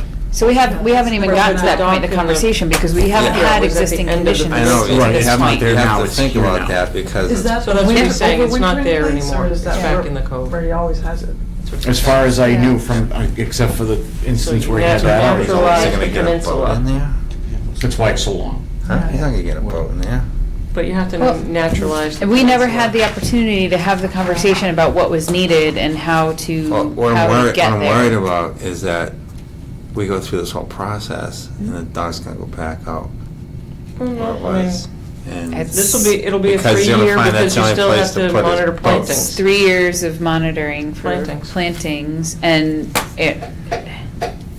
perhaps there's a way to get what, But I the do believe applicant there would have to want. be- They just There have to haven't. be plantings out there, you Yeah. can't just like No, I let it agree, and you go can't. back, because You can't we increase have the to be elevation. deliberate.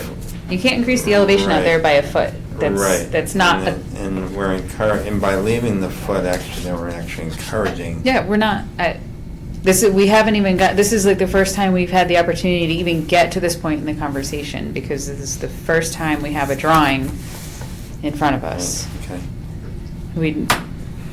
Existing conditions versus, the change, that it's just like a key piece to, where do we go from here? And there, perhaps there's somewhere we can go that, understands what the applicant is trying to get at, or what they might need, or why, but it's been a real challenge, trying to figure that out. And so, we have this restoration area, but it looks like the disturbed area is larger. It looks that way. Anyway, he said that he would address the peninsula, so Yeah. can you give us a plan for the peninsula as well? Well, I'll simply add it to this. I can add it to that. Okay. Was the peninsula lower than this disturbed area to begin with? Because I'm looking at, these are spot elevations that are existing conditions now, correct? Existing conditions, that's correct. I mean, according to these conditions, this whole peninsula was a foot lower than this disturbed area previously? Well, no, If it's you're a adding foot a lower foot. than it is now. Right, but, so was this also, I'm trying to figure out what was there before, I guess. Because if we're worried about this not going back to a wetland area, then we should be worried about this restoration area not going back to a wetland area. They're the same elevation, currently. Right, that area's gonna be too high. I'm saying, so is this area going to be too high? Yeah, I mean, Well, it needs to be how dug much are you out. pulling out Planting of isn't gonna work. the 1,525 square foot? It's the same amount, about 6 inches to a foot. And that's going to be hauled off-site? Yes. Okay. And then so you're just going back to native material, so you need to bring in, because you can't bring that material in there because you don't need it. No, the material that's under the soil is good hydric It's good soil. hydric soil, You take yeah. it out, you scrape up the soil, you rake in the seed. So you're it should saying, take- so 6 to 12 inches is now going to come out of all of this, the full peninsula and this restoration area? Yeah. Okay, that makes more sense. If you scraped it all, the peninsula and everything, put canary grass down, it would stay, the root structure would hold you up in dry weather, and you wouldn't have to worry about doing a native or the dirt We and still stuff. gotta get some plantings in there too. Well, I mean, the New England wetland plant mix would have like manna grass, blue flag, Joe Pye weed. Some of that is there now, different varieties of sedge, the good kind. Okay. I think the thing too to keep in mind is that this gravel road that's in that picture is stabilized. There's nothing flowing down on it. It's not causing an erosion issue. This area, right, and this is the area that was a steep slope that we had examined by the arborist here. This? Yes. Oh, this tree? Yep. Okay. And what about it? It goes up. Right. And that's Right, this right steep here. slope. It's Uh-huh. stable, it's not causing any erosion into here. This area is very thickly grown in and revegetated. That was the This area here? that, yeah, that was the area that we had the arborist bittersweet? examine. Okay. That's the area we had the arborist examine with the trees to ensure that they would hold. Right. That's- Yeah, no, I recall that. How are we I gonna just- do access of soil removals, and where's the erosion control gonna go, and access and? Oh, I can draw the erosion control on the plan. It would obviously have to go around the periphery of Okay. the area So, in but question. The next plan that you bring, so it has to have the erosion control, a sequence of removal, access, what you're gonna use for siltation. So all those things have to be on the next plan. Mhm. And obviously, I would prefer to use wattles in this area. I wanna use models. You don't want to use wattles? No, I don't think so. Too small. Use silt fencing. Well, I was going to say wattles and silt fence, but... So I don't want to use hay bales and just No, we're not, because no, of no, the that's invasives. not. And so why, so this is the property line, is this is also the property? According to my client, it's his property. Okay. So it's just two parcels? I'm just trying to understand the property Looks line. like it.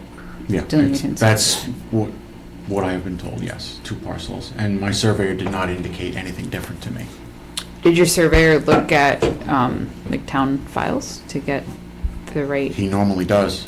That's how he was able to draw all this It's in. typically Conway survey we do. Yeah, no, I know, I'm just, the And, you know, the he qualifying language in your answers, that's why I'm pressing. Okay, and then, so this gravel path, which I understand is stable, is also within the buffer zone. That is correct.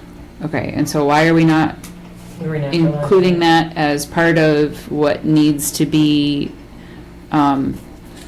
you know, even if you say we get to a point where, okay, this, is gonna do more harm than good to disturb it, it's still an area that was disturbed within the buffer zone without a permit, so we would look to, like many other projects, look to make up for that elsewhere or something, so. Or renaturalize. Right, Although I think that probably That was there actually before.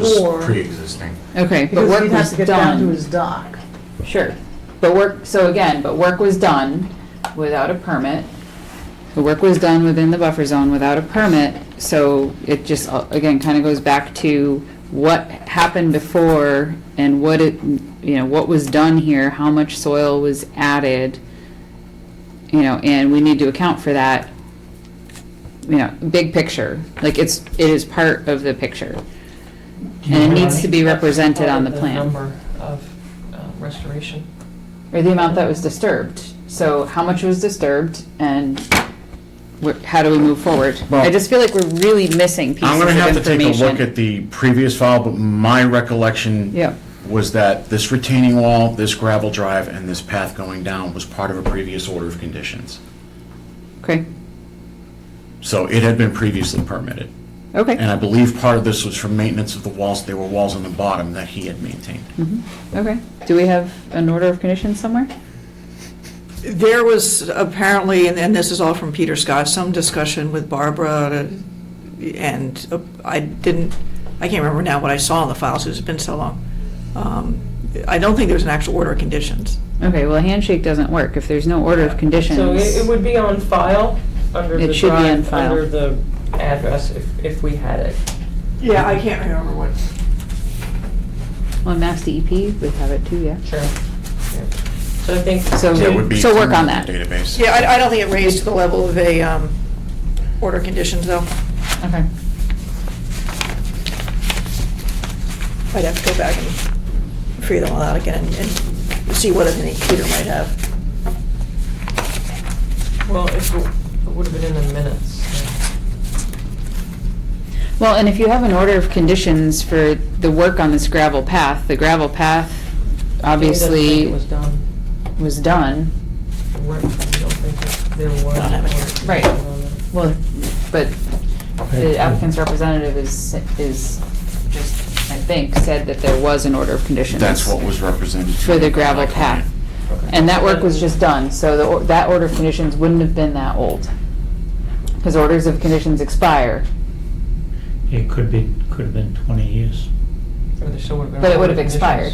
conditions. Yeah, but they there wasn't some sort of a conversation about it.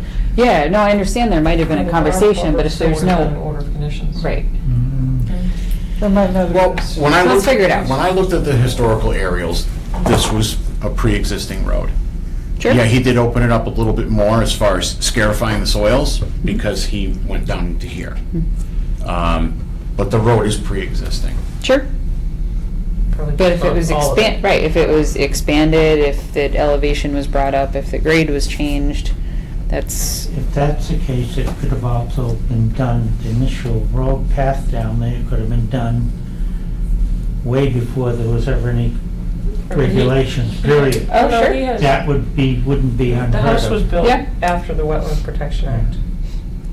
Yeah. No, I don't use doubt the that areas. there's perhaps documentation that exists that, I'm just asking the question. Well, that would be the chase that I'd have to figure out, if there was Okay. actually any pre-existing documentation as far as Please the do some, elevations. just please do some due diligence to see what you can find. Well, if not, Yeah, you rather than have to just take the asking the assumption that it applicant. was put in without a permit. Work was recently done. I still don't 100% understand what work exactly was done, from, was it widened a foot on either side? Was it widened by 2 feet on either side? Was the elevation changed by I think the only thing you can go by is 2 inches, aerials. 6 to 12, yeah. But it's just part of the, the photos clearly indicate, this tree is buried. This didn't happen that long ago, and that's a significant elevation change with this tree.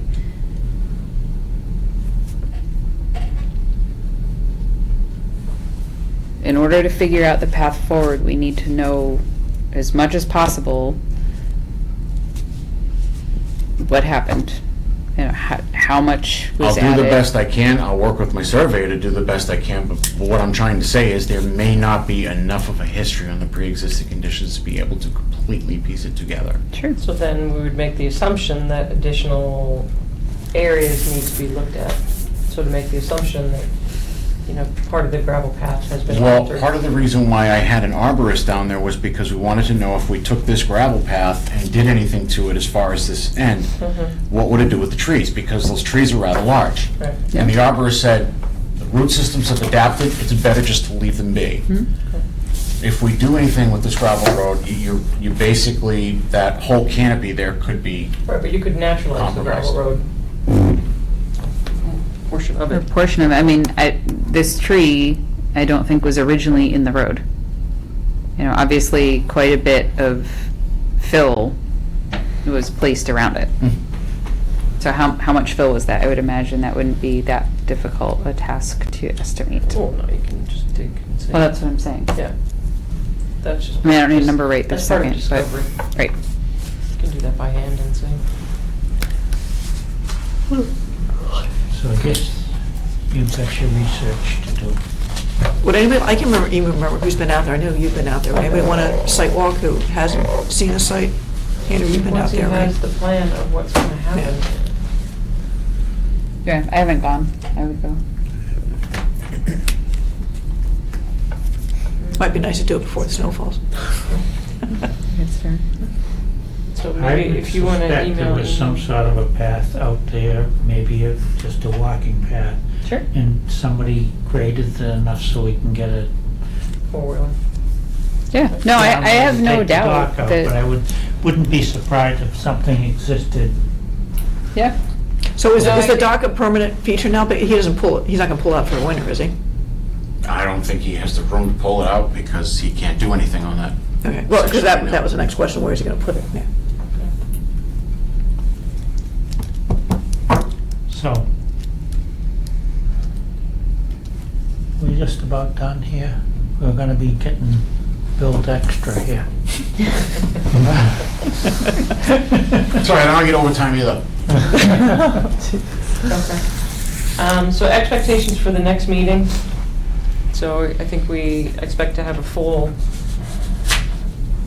2-scale plan submitted History on the Thursday path. prior to, and your restoration area and what that looks like, but there has to be certainly plantings. And the time frame of when we're looking at this now to do it, are we looking at spring now, or? So, and Yeah, how do we thinking also that have to talk makes about how is this stabilized for the winter Right. and for the spring rains? Yep. So that hasn't been, to my knowledge, discussed. So how are you gonna stabilize what's there? Maybe that Amy or other commissioners need to go back out to say this is what has to happen, because obviously if that photograph were today, that would be scary. Yeah. Well, and what's Although the, that has grown in, you said. what right? is the disturbed area? You know, how much area was disturbed, so we have a basis for discussion for restoration. And if something was disturbed that, you know, is decided should stay, what are we gonna do elsewhere to make up for that? To mitigation. Yeah, that would be a really tough question, because it's. I see Is that something that's in your, I'm not familiar with your background, is that something that you do on a regular basis? Yes. Okay. Good. Well, I definitely want to go back and take a look at it myself, because I haven't seen it in a little while. Did you want to try to go out Friday maybe, or something like that, or does anybody else want to see it? If you're going out midday to afternoon Friday, I could definitely make it. All right, yeah, I've got a noon site walk with Kinghorn. Perfect, so after So I do that. before or after that. After would be perfect for me. Wait till the wind really starts to blow. I mean, we made it through that 1:30? Saturday, that No, Friday. so that we- Friday. It's supposed to be nice, I think. You just gotta walk up and down a really steep hill. Yeah. So. Do you remember last 1:15? year, that really Friday, 1:15? bad February day where the wind was just like blowing everything over? I was out in the middle of a lake on the ice trying to do oxygen readings through boreholes, and there was like walking in place. It Yeah? was not a fun day. Yeah. Speaking No, of that's that. not fun. Amy, do you guys want to come up with a time on Friday so that he can be there? 1:15 on Friday? That'll work. Just let Peter know. So, Amy, we were reminded that we have to officially adjourn and vote on it before you can flip the switch. You want to make a motion to adjourn? So moved. Second. Wait, who made the motion? All right. All those in favor? Aye.